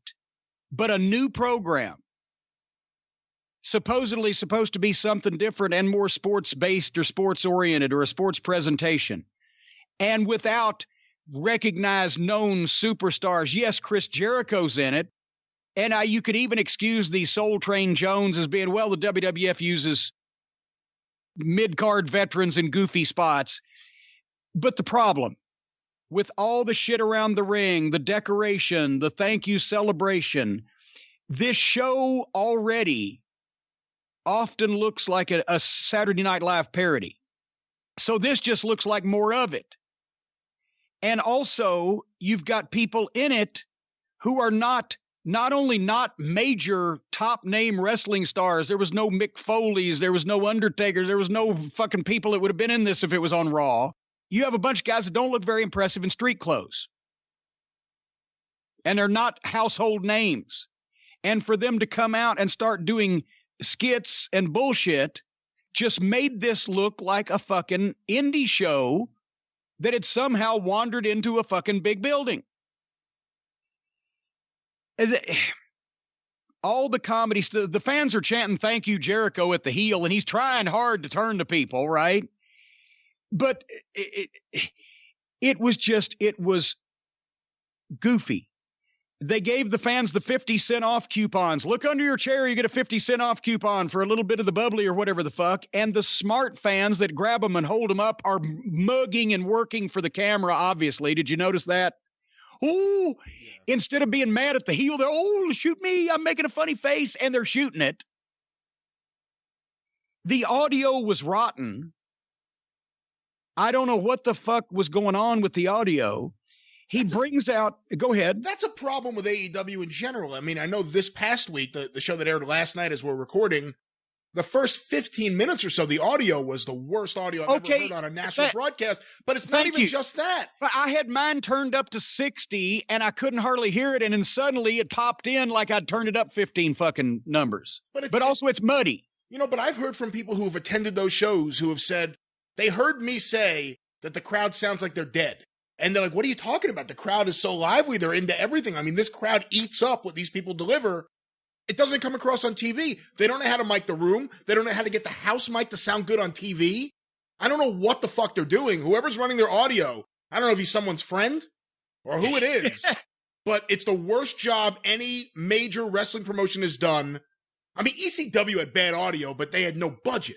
Well, yeah, and I've said, and you know, with MLW and I've said the hardest thing about a live wrestling shoot or live to tape wrestling shoot is the audio. But at this level, it should not be a problem.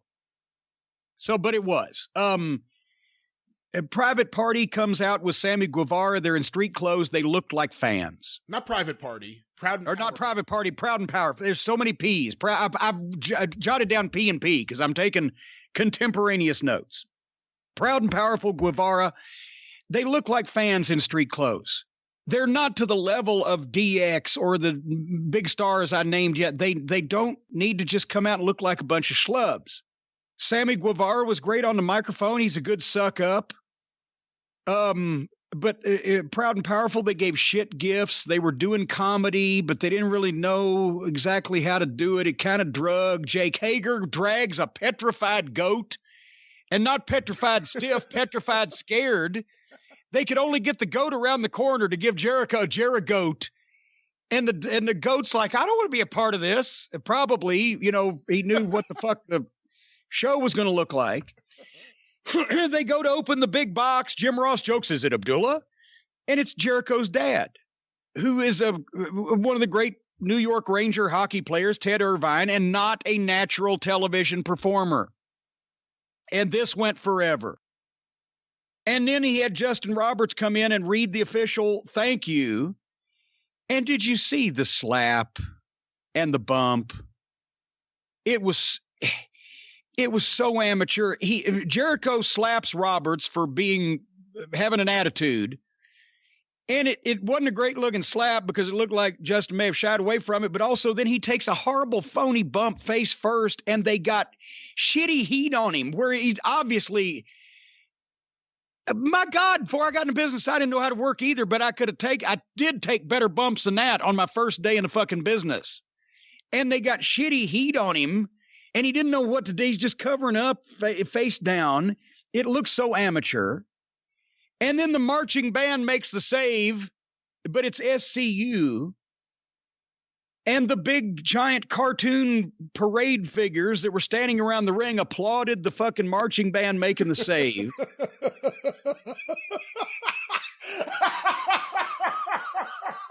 I don't know why that just cracked me up.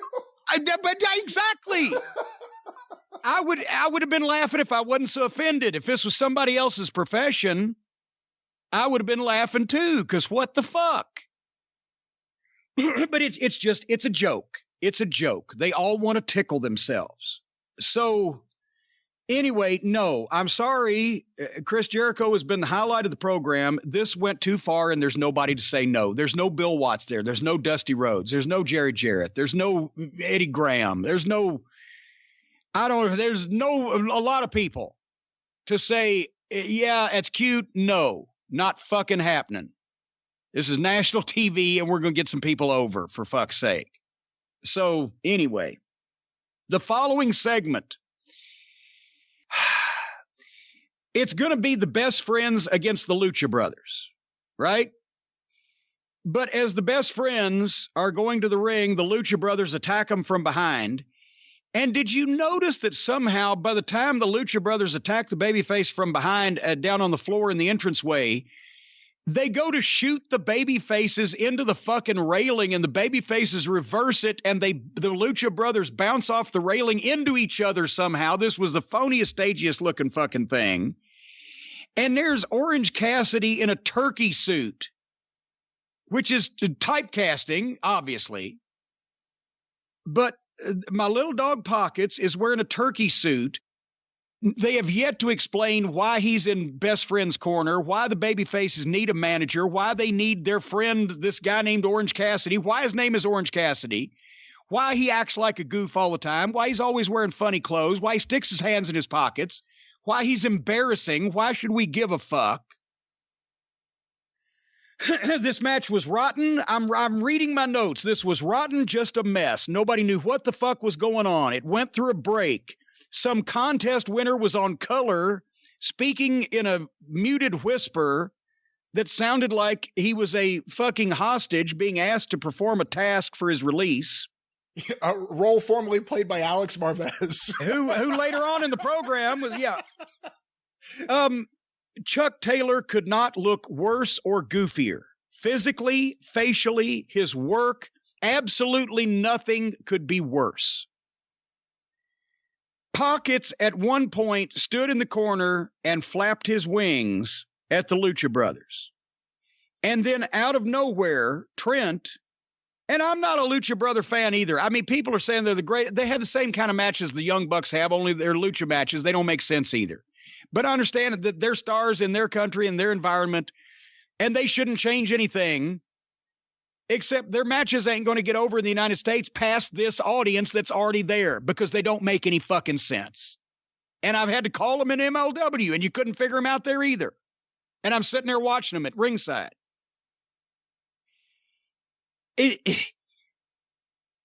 Out of nowhere, Trent beats a Lucha Brother with something where he dropped him on his head. I wrote, God, this was awful. And then did you notice after the match, Chuck Taylor is on the apron of the ring about to get down to the floor. Orange Cassidy is down on the floor. Orange Cassidy reaches out like, here, you want me to help you? And Chuck Taylor jumps down and knocks Orange Cassidy down on his ass on the floor.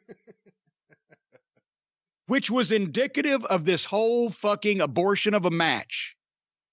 A 4-finger stinker. It was so bad you have to stick all 4 fingers down your throat to make you puke it back up so that you rid yourself of it. What did you think?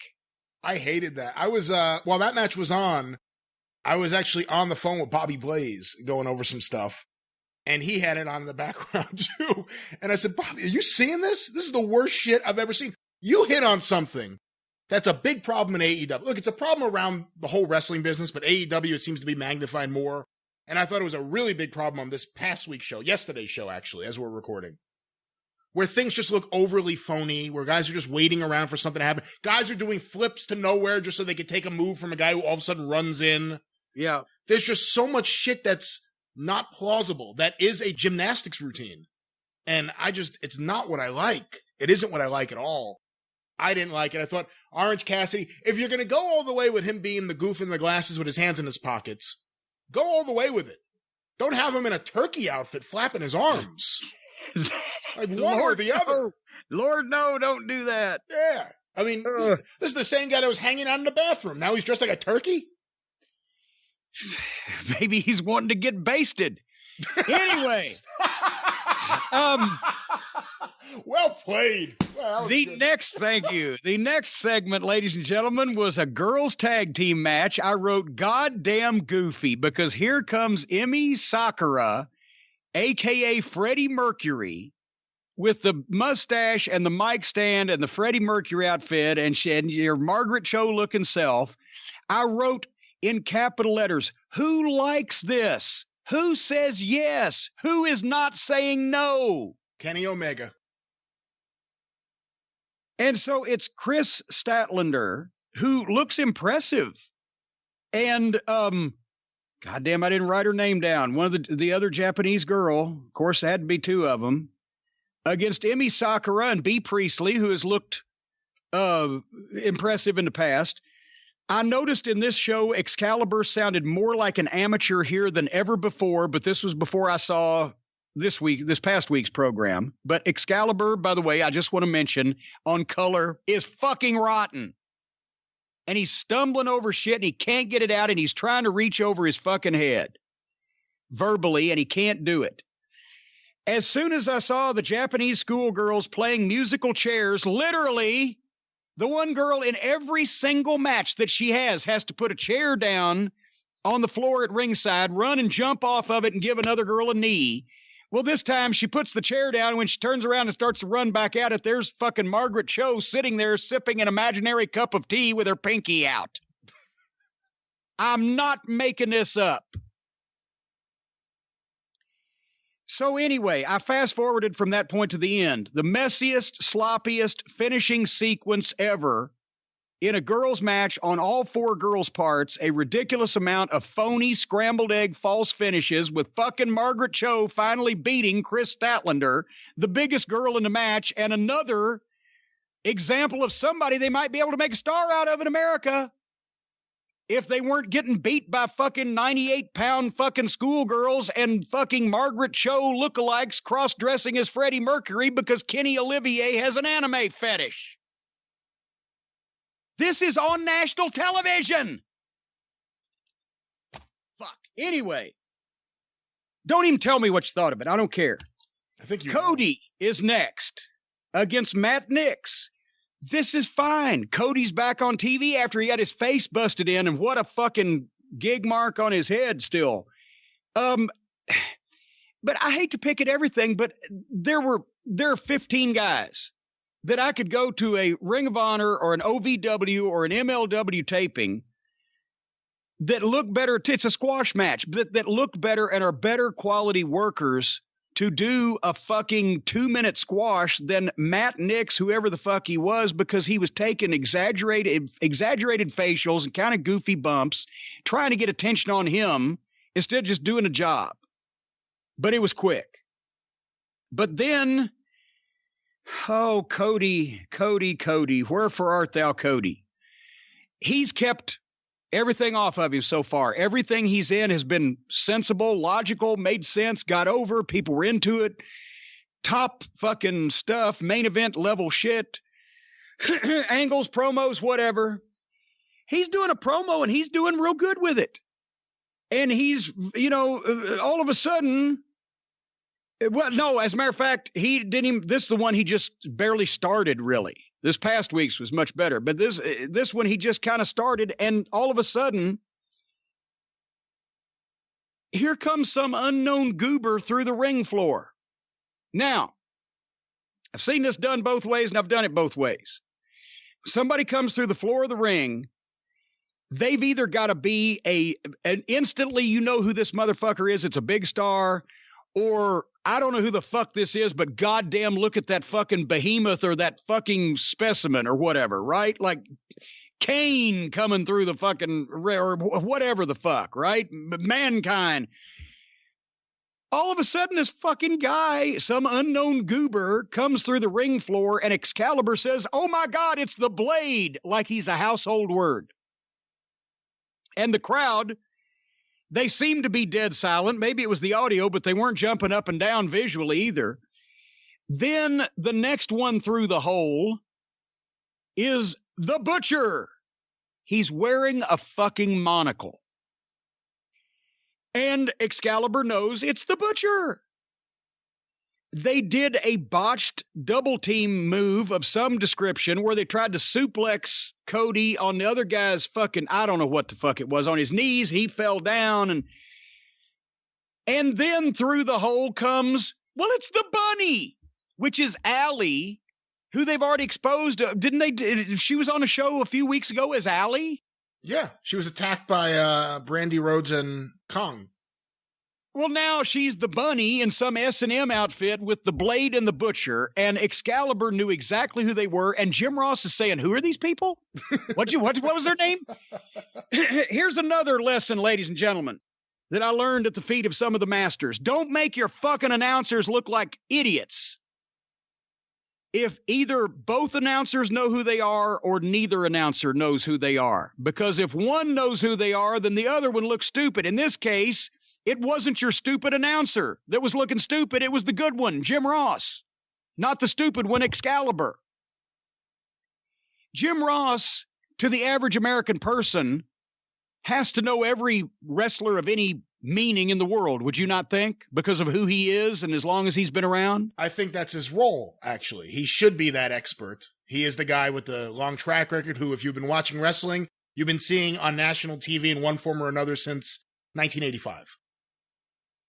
And meanwhile, Excalibur has been seen by people outside his immediate family and the Federal Witness Protection Program for the past 8 weeks. But he knows who these fuckwits are and JR doesn't.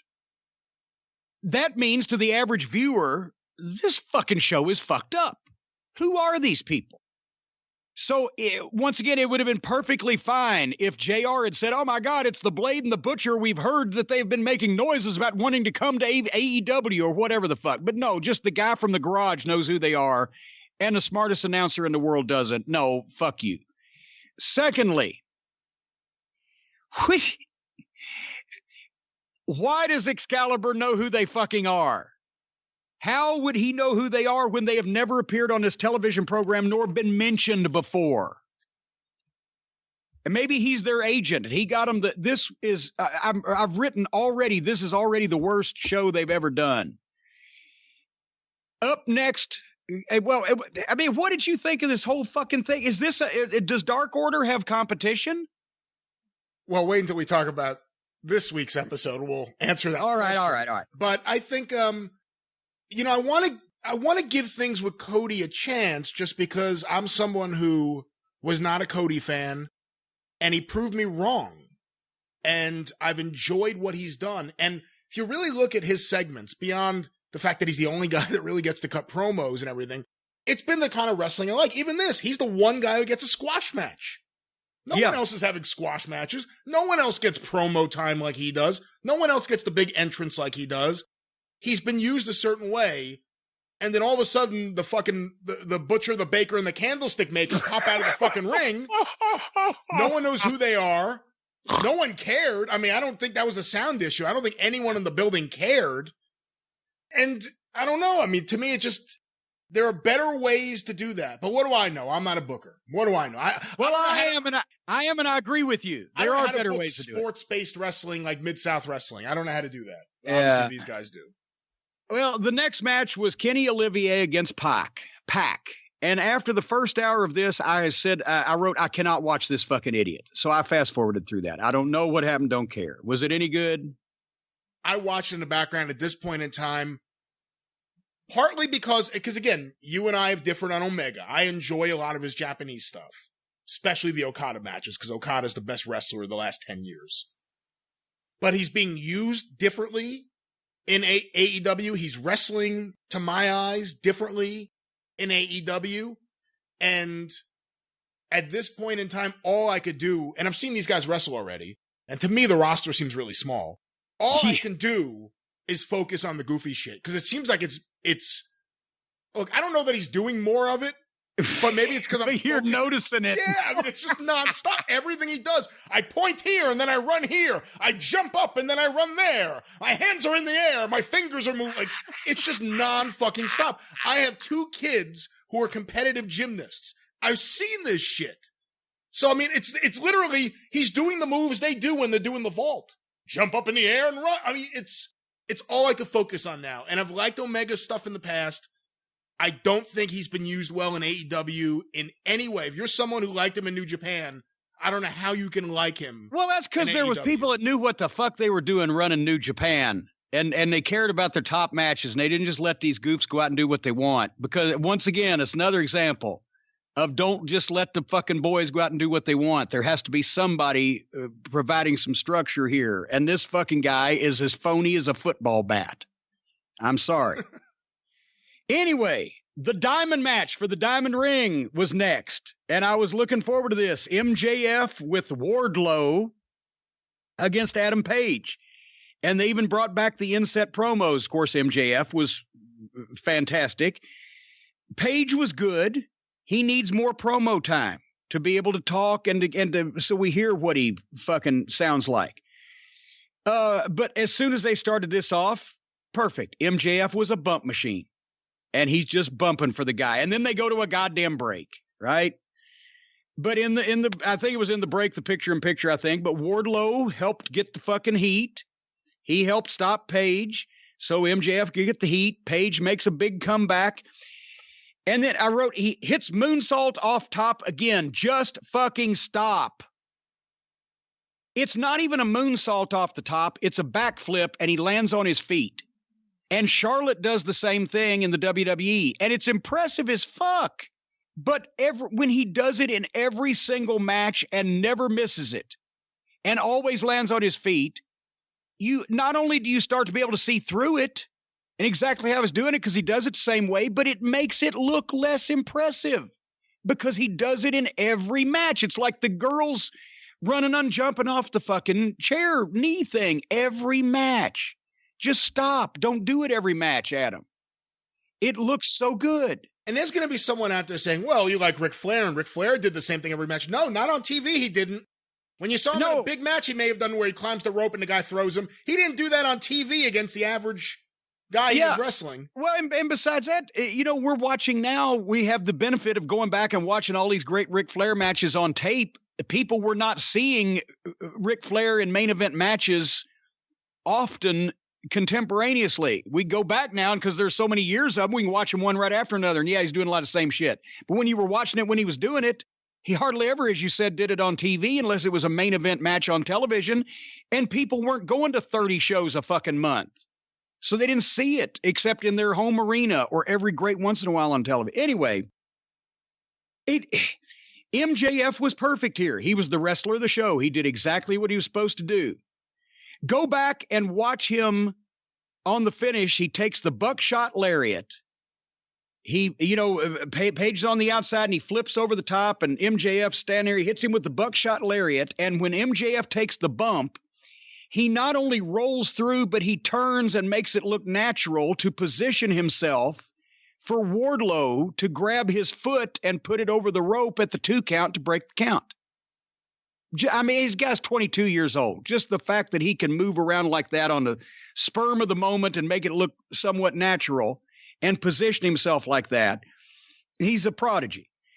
And then finally, MJF draws the referee and Wardlow KO's fucking Page, and then MJF hits the sloppiest crossroads in fucking history. And if it was not meant to be sloppy, it worked even better that way. And hits fucking Cody's finish and beats Adam Page. That was a great deal. It did exactly what it was supposed to do, and everybody was fine. And I don't know how it popped up in the middle of that fucking program.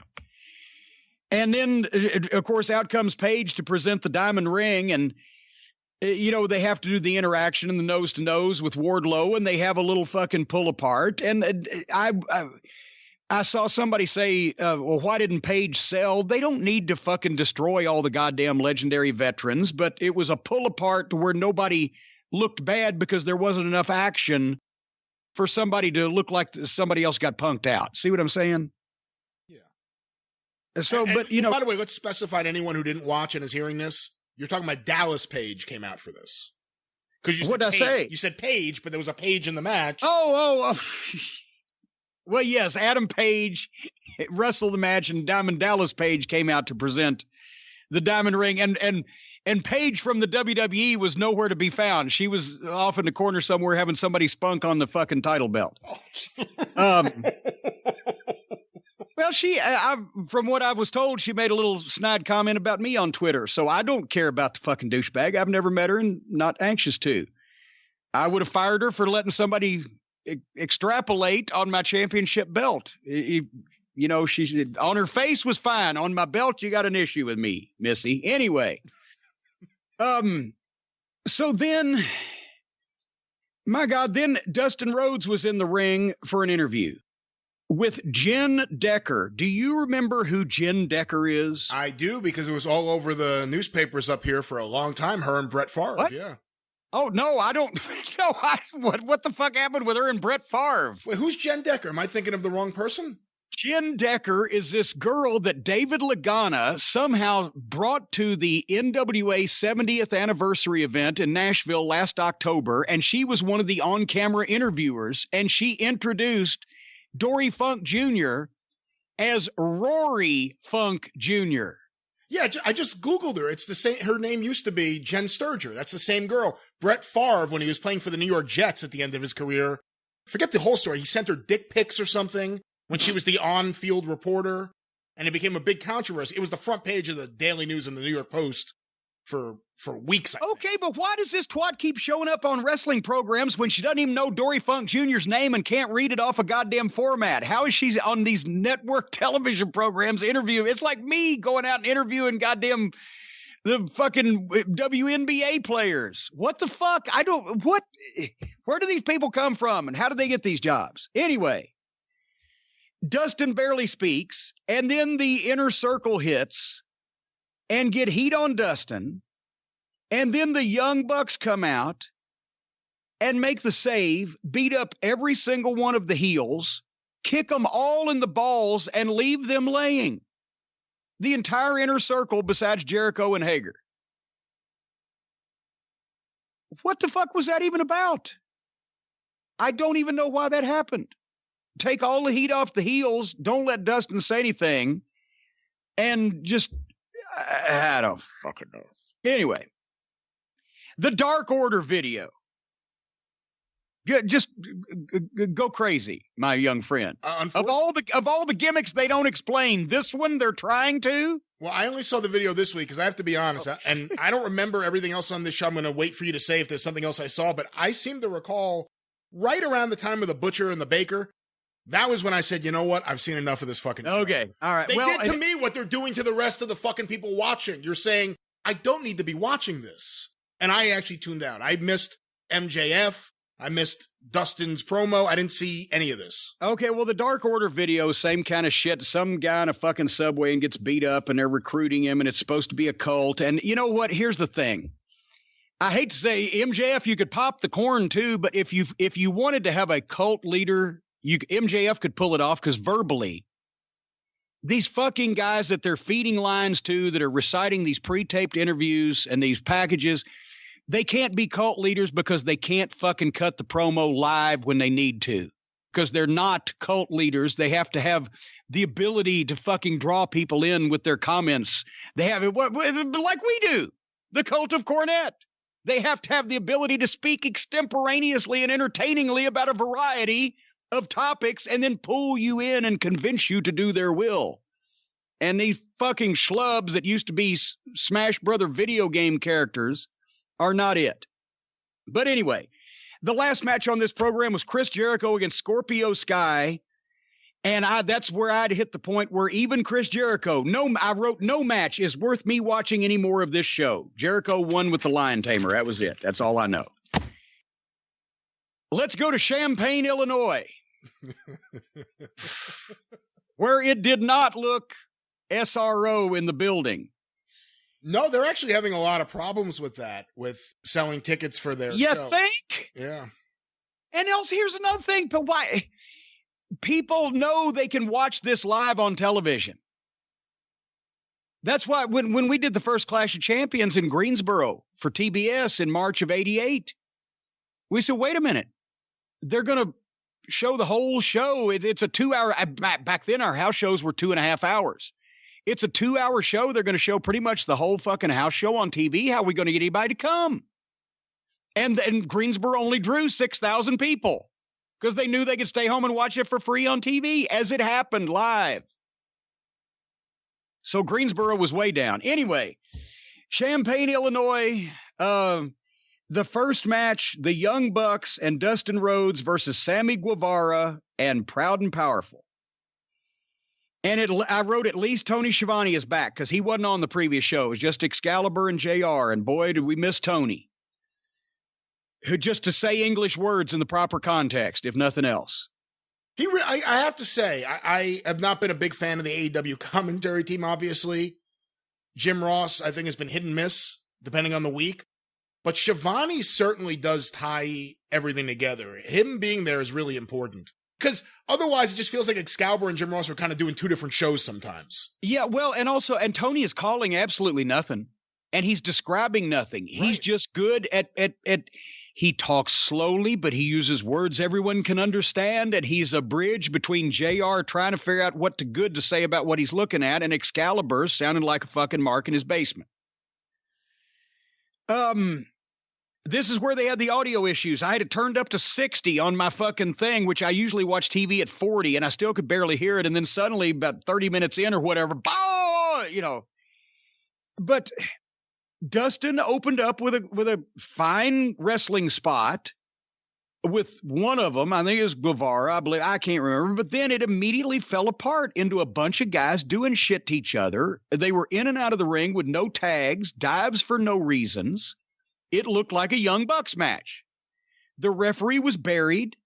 The heels triple teamed right in front of him. There was no attempt to count to get guys to get out of the ring, or they were just set up and do their stunts. And then suddenly, when they decide to get heat on one of the baby faces, then everybody gets out and it's just heat on the baby face, and the other two fucking baby faces have to stand over in the corner after it's been a free-for-all the first 5 minutes of the match. Now they can't come in even though the referee's not trying to keep them out.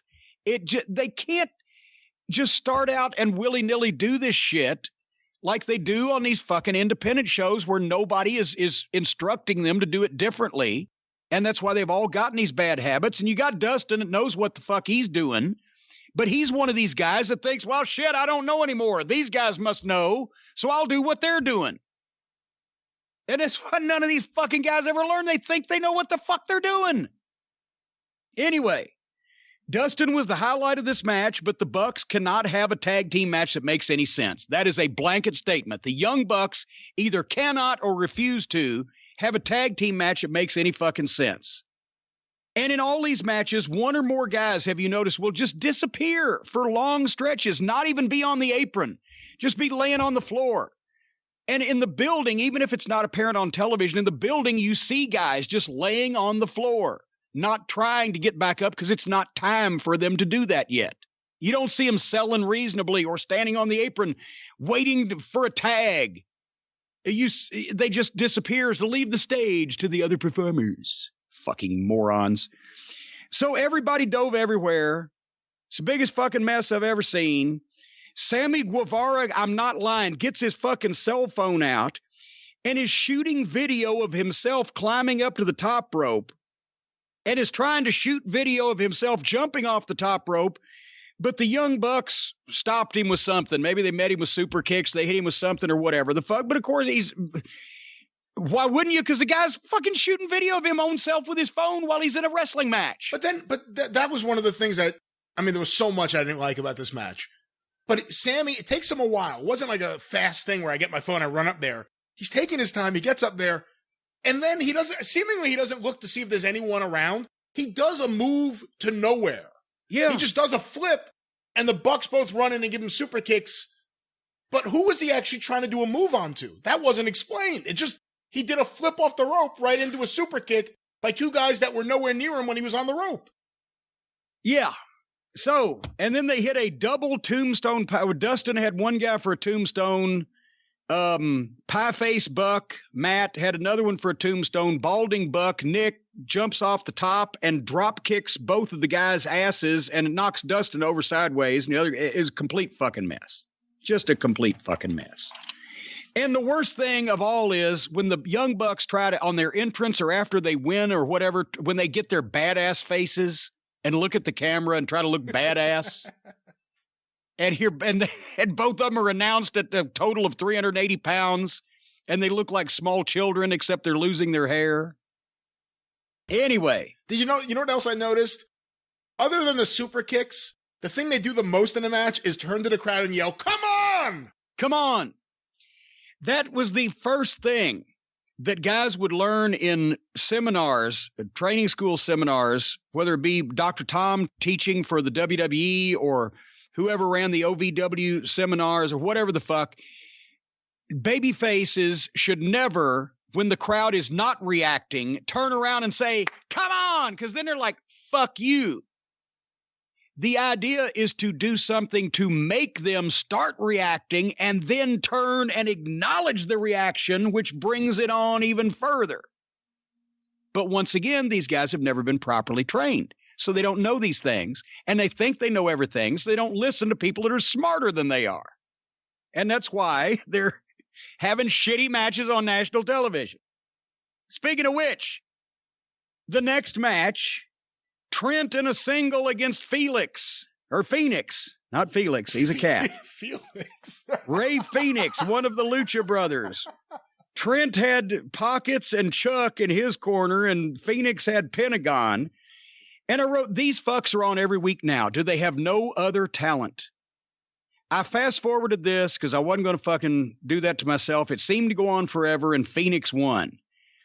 So they're just trading shit back and forth now. Okay.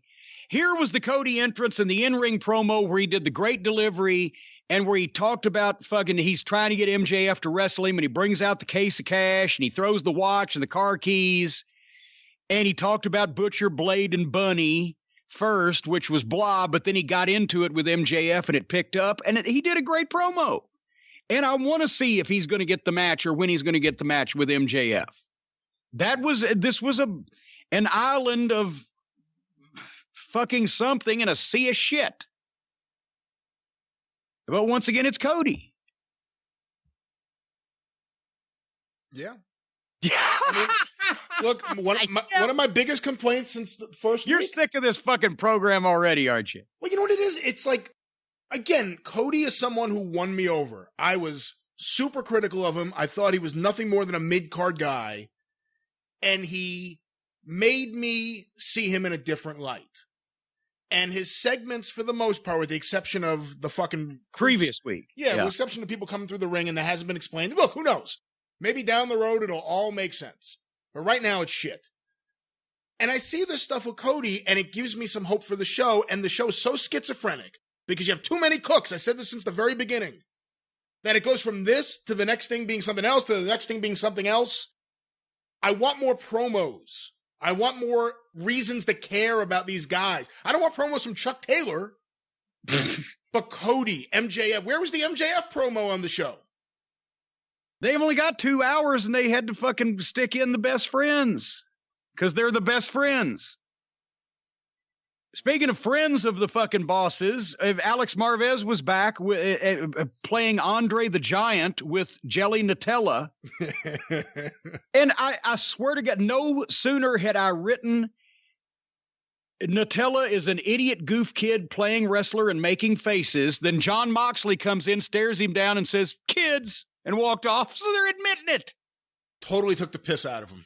Yes, because Moxley is smart enough to know, all right, I may professionally have to fucking work with this fucking guy and, go 10 minutes or whatever. But no, I cannot, for the good of the business, try to portray him as on my level because it will not bring him up. It will bring me down. So he's that smart. But the Dark Order video bullshit, now it's stupid and phony because now they're beating people up in a phony way on their fucking videos. But this is the one you saw, right? Yes, this is the one I saw, which was kind of like if David Lynch had no talent, this is what he would have produced for Twin Peaks. Like either that or if Ed Wood had a budget. You see, that's a good way to look at it also. No, I mean, look, I hate it for a number of reasons. I'm not a big fan, and this will certainly come up later in the show. I'm not a big fan of just not pretentious isn't even right, or overly theatrical, things that are overly produced, things that are clearly fake. So you mean to tell me the Dark Order, if we're going to pretend that when they come out on the set, when they come out to the ring and they wrestle, that this is who we're supposed to believe they are, this goofy guy and his friend, and they're leading a cult of all these weird creepers. Like, this is who they are. So how did this happen? Did they say to a cameraman, listen, we want to do a video to show all the people at home just how we initiate people into our Dark Order. Can you please come and film? Like, it makes no sense that this video we're gonna be doing some questionably shady, potentially criminal stuff, but we want you to shoot it on video. What the fuck? Keep trying, AEW. No one's gonna give a shit about this team. I don't know why they're spending any of their production budget trying to build up this team. But somebody thinks they're Tarantino or something. What do I know? I've never booked a tag team division before. So I have, and I agree with you. The next match, Nyla Rose versus Leva Bates, and I'm like, okay, maybe they'll finally give Nyla Rose a squash and get her over, and that's what they did in their minds. That's what they did. Nyla Rose just starts kicking the shit out of Leva Bates, who's the female librarian, but Peter Avalon, the idiot male librarian, is at ringside. So Nyla Rose hits her, boom, boom, boom, and is fixing to powerbomb her, and this idiot comes in and shushes Nyla Rose. And Nyla Rose grabs his finger and twists it, and he makes a funny face. And this is all right in front of the referee. Now they've turned it into comedy. And I'm sure when they were going over it in the back, oh, this will be great. And the people will love this. And then Leva Bates gets the library book and hits Nyla in the back of the head with it. But Nyla no-sells it and goes to choke slam her. But Avalon comes off the top rope like he's going to double sledge her, but she grabs and chokes and grabs him by the neck and choke slams both of them. The referee's standing there watching all this for no reason. And then she power bombs Leva 1, 2, 3. And when it already should have been a DQ, the whole thing was shit, apparently set up by an idiot or somebody who's given up and doesn't give a shit and didn't even point out any of those things. And instead of getting Nyla Rose over once again to somebody who's not already sucking at the teat of this fucking bullshit wrestling promotion, but somebody who might stagger by and watch TNT, a fucking full cable coverage national fucking cable network, and say, oh, a new wrestling program. Well, that's fucking stupid.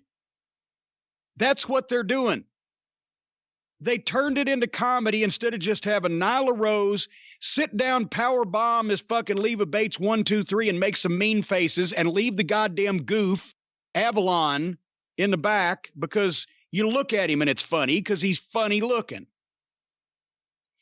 So then, go ahead. I was going to say, this goes to my earlier point. Cody Rhodes never allows himself to be presented like an idiot on that show, and nor should he be.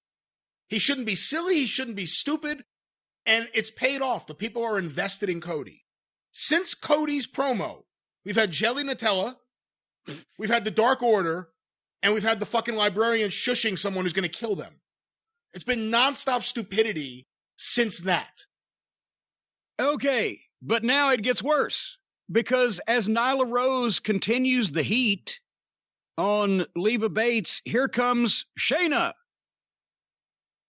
At least that's what the announcer said. We've seen her once on television. I believe it was once. It may have been twice, but it was weeks ago. I think it was twice. Here comes Shayna in street clothes to make a big comeback. She looked like a fucking fan. Jumped to the ring. Except a fan would have probably, work would have been a little better. And Nyla Rose stops her and power slams her too. This was a mess.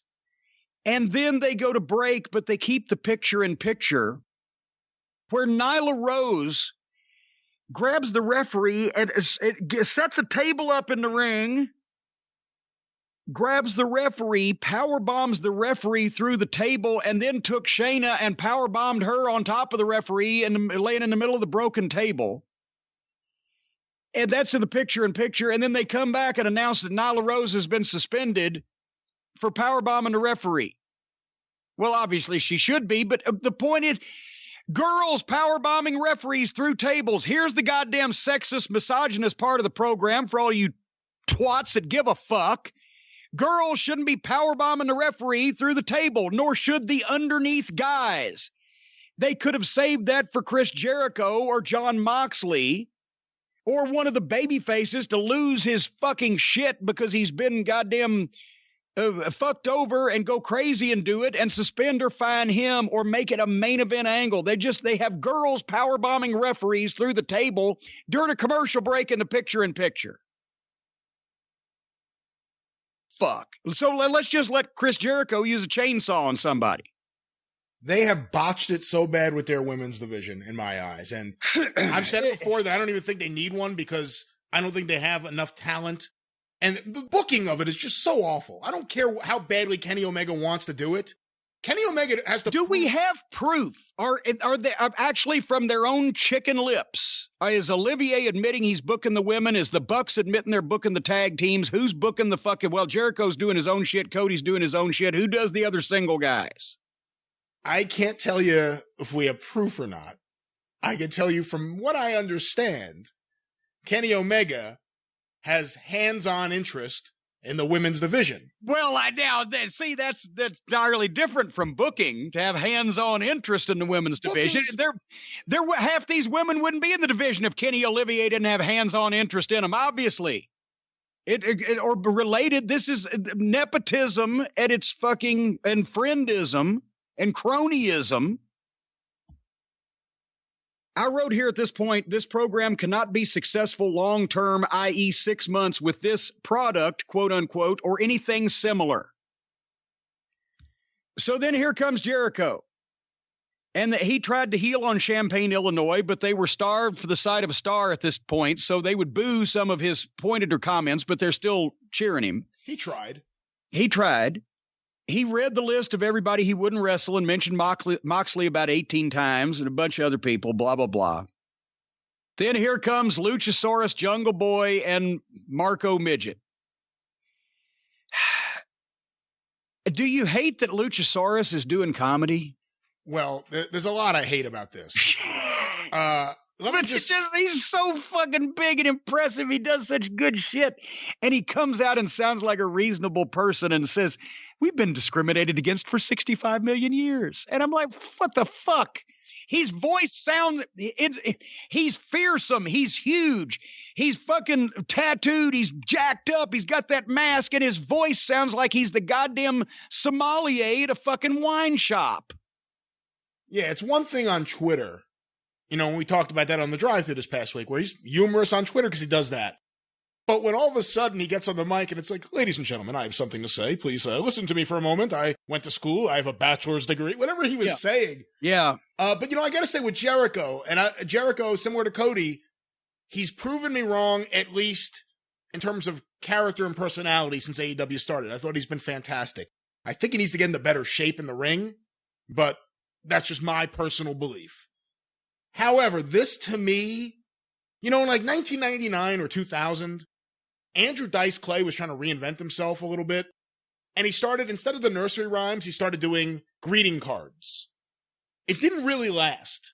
And when I saw this, it kind of felt like, it kind of felt like the goofiness of the list updated from that. It felt like Jericho's greeting card. I didn't like this. I like Jericho being a heel who says and does stupid things sometimes. I don't like him just being overtly goofy. Yeah. So I wasn't crazy about that. And then the three of them come in, and the end result was better than I thought. I totally thought for a second there they were going to set up Marco Stunt against Jericho. I got news for you. I don't think Tony Khan has enough money to convince Chris Jericho to do that to himself. But here's what I thought they were going. And Luchasaurus did the comedy bit, and Marco Goof made the faces, but there's Jungle Boy, and Jericho gets up on him. Jungle Boy Jack Perry, the Hollywood Golden Child. Okay, now we got something going on here. Here's where I thought they were going when he said, you couldn't last 10 minutes with me, you piece of shit. Here's what they should have done. The stipulation they should have done. And I'm not inventing this. This is what Jerry Jarrett did to make Bill Dundee from he was a top heel tag team guy. Then he became a middle card singles babyface, then a top tag team babyface, but he wasn't a top singles guy until he worked the first program with Jerry Lawler and Jarrett booked it right. The bet should have been, Jericho should have said, not only can you not last 10 minutes with me, I'll beat you twice in 10 minutes, son. I will embarrass you. I'll humiliate you. You not only can't beat me at all, but I'll beat you twice in 10 minutes or elsewise I will. And he pulling some money out of his pocket, take a ring off. I know Cody's doing this shit, but some fucking goal for Jungle Boy. And Jungle Boy said, okay, and that's the stipulation for the fucking match in a couple weeks. And Jungle Boy could accept and then slap Jericho. They had a sloppy fight. Marco Stunt killed the whole thing by being goofy. He's grabbing Jericho's leg and punching him in the ass because that's all he can reach while Jericho's trying to fight. They should have got the kid completely out of there and had a little deal with fucking Jungle Boy, maybe even where Jungle Boy fucking rolled him up for his own count, own quick count, right? Boom, boom, boom, or something where Jericho's, oh, fuck. And then they do the deal where fucking, if they could even do this if they did it the right way and if Jericho felt like it, where Jungle Boy gets a fall on him. Where Jericho gets a fall on Jungle Boy, but he doesn't get two falls on him, so technically Jungle Boy wins the fucking match. But it can be made plausible, but not with this cast of fucking goofs. Anyway. We've talked about, just this past week on the drive-thru, we talked about Jungle Boy and about the idea of calling him Jack Perry, about making reference to the fact that his father was Luke Perry, about the fact that he is a potential breakthrough star for AEW. Anything change from the way you thought about that, from seeing this? Well, no, because, I mean, he didn't do anything wrong. It just they didn't really do a lot to help him, even though that's what they were obviously trying to do. But if Jericho had the time to take Jungle Boy, get him away from the kid, and keep the dinosaur somewhere else unless he's going to be big and fearsome and not speak a lot, then you could do that shit. Okay, I'll beat you twice in 10 minutes. Well, I only beat you once. That means I lost. Oh, shit. Well, next time I'll put up and have a return match. And you could do, as they did once again with Lawler and Dundee, and as has been done in other places with other underneath baby faces, you could milk that 5 or 6 weeks and finally let Jungle Boy goddamn slip up and get a fucking non-title pin over him, and then let him hospitalize goddamn Jungle Boy for the insult, and then here comes Luchasaurus out for revenge, and Luchasaurus is going for the title. People think he can win it. It's just, you got to have a god. You can't just make this shit up by the week. Anyway, Chris Statlander versus Hikaru Shida. I wrote, Chris Statlander looks like something. I cannot watch another Japanese schoolgirl beat a potential American star just so Olivier can do whatever it is he does to Japanese anime. But then suddenly at the finish, Chris Statlander actually wins 1, 2, 3. She's an alien. That was positive. Did you get that on commentary? She's an alien. No, I skipped all. She's a what? Apparently, she's an alien from another planet. No, they're not saying this. I mean, I don't know. I mean, they on commentary maybe they're a little tongue in cheek, but that's her whole thing is that she's from another planet. Now she's here in AEW, sports-based wrestling, just like Mid-South. Yeah, Watts always had those fucking people from Mars and Zambodia come in for the tag tournament once a year. All right, the lights go out. Here comes Awesome Kong and Brandy. And I'm a fan of Awesome Kong. I have no idea what the fuck Brandy Rhodes was talking about. It was stagey. It was theatrical. She tried to get Chris Statlander to join the Nightmare Collective. How can Brandy be a heel and Cody be a face? Cody even referenced it. But what the fuck? How do they not speak at dinner? Is Cody not saying, why are you doing these awful things all of a sudden? Or is Brandy not saying, come join the Nightmare Collective? And how does Brandy get to have the Nightmare Collective when actually she's only related by marriage to the fucking Rhodes family? This does not make sense. This does not make sense. It's the fucking Chewbacca defense from South Park. It does not make sense. Look at the pretty monkey. It doesn't make sense. This whole thing does not make sense. And then Statlander don't want to do it, but a fan at ringside is, oh, yes, I want to pledge. And she gets and they cut her hair off with a fucking knife. During the picture-in-picture, by the way, I did not know that LSD was still a thing. Oh, yeah. You don't hear about it in the fucking papers anymore, but apparently the Tony Khan, does he have a fucking chemical laboratory in fucking Haight-Ashbury where they're making this shit? Because all these people have to be on it. He couldn't handle acid. Come on. This was awful. Like you said, overly theatrical. And like this was my worst fear with Cody. Cody's in there. Cody has power. He's going to do something that's because he's taken acting classes and clearly she has too, where it's going to be just overly, I'm playing the role of a wrestler. And Brandy's stuff is just awful. I don't know anyone who likes it. I know some AEW defenders and they don't like it. It just seems like the wife of the guy who's one of the executives getting to do her thing, despite the fact that it makes no sense and no one cares to see it.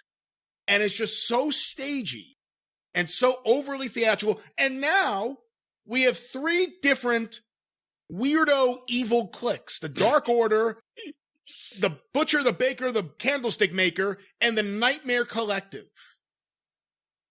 And the girl who was clearly a plant in the audience, the camera was right on the one girl in the front row. Yeah, the one girl in the whole building of however many few thousand people, and right next to a security guard is, oh, okay, go ahead. You want to pledge? Go ahead. This is so bad. That really happens all the time. If this was on WWE TV, people would be pulling their hairs out. This was so fucking bad. People would be pulling their pubic hair out if this was on WWE TV. Perhaps with the Lawnmower 2.0. No, that doesn't hurt. They'd be pulling them out with tweezers one at a time, which is what watching this show feels like, pulling your pubic hair out one at a time with tweezers.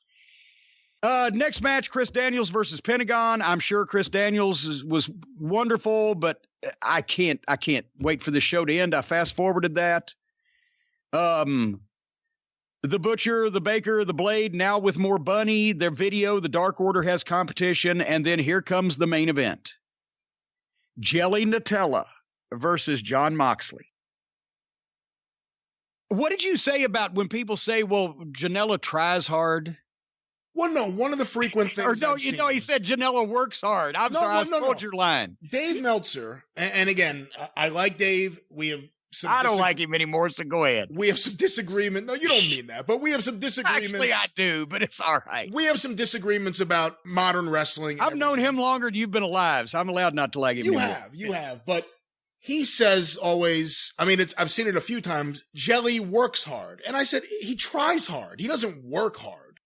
And if this is working hard, it's pathetic. And I know there's a lot of people out there, and a lot of them, funny enough, seem to personally know Jelly Nutella, who will defend his work. It is garbage. He's a fucking garbage indie wrestler. And I mean that in the worst possible way. He doesn't belong on national TV. He isn't good enough to be on national TV. He looks horrible. I didn't realize just how small he was until this week. But he's in there with Moxley, who looks like a fucking wrestler. Who should have and Moxley is not that big, but once again, he looked like fucking Justin Roberts looked like Andre next to fucking Jelly. Oh my God, is he awful. So anyway, this seriously was a TV main event on national television. Moxley didn't give him too much. He kept control of it mostly. It wasn't as bad as it could have been, but just watching Jelly try to do shit that's above him and not doing it well, or just the fact that they couldn't have made this a 6-minute squash in the middle of the program, but they are in a wrestling ratings war, and this was their television main event. And then Jelly goes up at the top and does the big dive, but the camera completely missed it. The camera's on Moxley, tight on Moxley on the floor, and suddenly Jelly just drops in out of the ceiling, and they go through the fucking table. And then Jelly hits a sloppy elbow off the top rope. And I had just written that Moxley was starting to devalue himself by taking so long to beat this schlub, and then finally he hit his finish 1, 2, 3. And at that point, here comes Jericho in the Inner Circle entrance, and my DVR cut off. So I don't know. That was pretty much it. They kind of came up there similar to how Moxley comes out, but the Inner Circle, the show ended with the Inner Circle, Jericho mainly, in the crowd and Moxley in the ring to set up. And obviously he named Moxley several times when he was going through his list. So the building up for Moxley versus Jericho. Well, I'm going to say this right now. From the Louisville Lip, point 2, not Muhammad Ali, but Jim Cornette. AEW, if you're going to do shows this abysmal, you need to send me free Pepto-Bismol. Because fuck, this gave me indigestion. I had the sour belches all night after watching these programs, and I'm hereby calling the official, if All Elite Wrestling does not immediately sign more than a handful of new talent and revamp their booking strategy, I call Time of Death on All Elite Wrestling Dynamite as a television series, April 15th, 2020. Interesting. If they have not done anything to make this program different, i.e. better, and more accessible to a mainstream wrestling fan instead of the same circle-jerking fucking indie fucking crowd that likes this fucking SNL parody shit and these video game matches, if they do not broaden their tent and get in a structured booking plan with one person in charge, none of the current people, and an influx of new talent, there is no way that they will be drawing ratings, nor will TNT want to provide them a time slot past April 15th for this fucking program. And it ain't going to fucking grow if they don't change anything. It may drop, but it ain't going to fucking grow. And I'm sorry. If I'm wrong, if April 15th, 2020 comes and they are doing another half a rating point, or another rating point, or they are starting to sell out these run-of-the-mill TVs now, or reality hasn't set in some other way, then I will apologize. But if they're doing the same or worse which I predict they will be by April 15th, then I will not apologize. And I think the TNT will be seriously looking for we're paying you for production to fucking do a show that drops every week and that people say is fucking stupid. You're even now seeing some of the big AEW defenders. They have to admit it now. Like, yeah, this show wasn't that good. Or yeah, this angle wasn't that good. Or the angle, they don't do angles. This match wasn't, all it was cracked up to be. They think angles is guys running in the ring and beating each other up. They think that's an angle. Because with the exception of Cody, none of them have ever worked next to or alongside a major fucking wrestling mind. And it shows. And the reason why is because most major wrestling minds wouldn't want to work alongside any of these people. Which is why this is the first time you're ever seeing them on TV, because nobody wanted to take that chance before and put this collection of fucking dog and pony show fuckwits on television. You need strong leadership. That's the thing. They have no leadership. They have a bunch of guys who want to do different things and someone who's saying yes and allowing it to happen. And that's the other thing. What happens if all of a sudden Kenny Olivier or the Bucks get neutered? If all of a sudden, look, we want you guys to keep working here, obviously, but we don't want you to handle any more booking. How are they going to react to it? They're not really known for reacting well to not getting what they want. I do what I want. My dad put a trampoline in my backyard. I'm a wrestler. Most people, when they get a trampoline in their backyard, it's so they can fucking pop up over the fence and see the nude sunbather next door, but they just wanted to wrestle. Anyway, all right. I got things. Did I just stooge on myself? Anyway. I will pay $10,000 to see you on a trampoline jumping up and down. I'll take that if I'll pay you $10,000 to find me a nude sunbather I can look at next door. Because the woman next door that lives here right now looks like Doris Ziffel. Anyway, ladies and gentlemen, that's about it. I think that's about enough for one day. We've got to do some different things, but we're back now, and we're going to come back next week. And we will have learned a new hold even. And we'll talk about NXT over the last couple of weeks, plus whatever the fuck happens, and if I break the internet again. Brian, did I leave anything out of this week's episode? I don't think so. One thing I do want to say, because I put this on Twitter, is Aubrey Edwards. You know who she reminds me of? This hit me the other day because it was on TV. Okay. Audrey Meadows. Yes. That face when Ralph is saying something she doesn't like. And yes. I mean, it hit me so. I was like, oh my God, she looks exactly like Aubrey Edwards.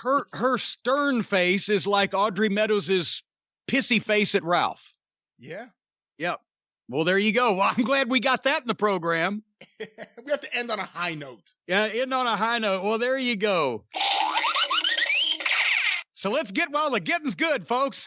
We'll see you this weekend on the drive-thru, next week on The Experience. Get your orders in to JimCornette.com at Cornette's Collectibles. I'm only one man, and Christmas is coming fast. And for Brian and me and the whole Hee Haw gang, we will see you next week. Until then, thank you. Fuck you. Bye-bye, everybody.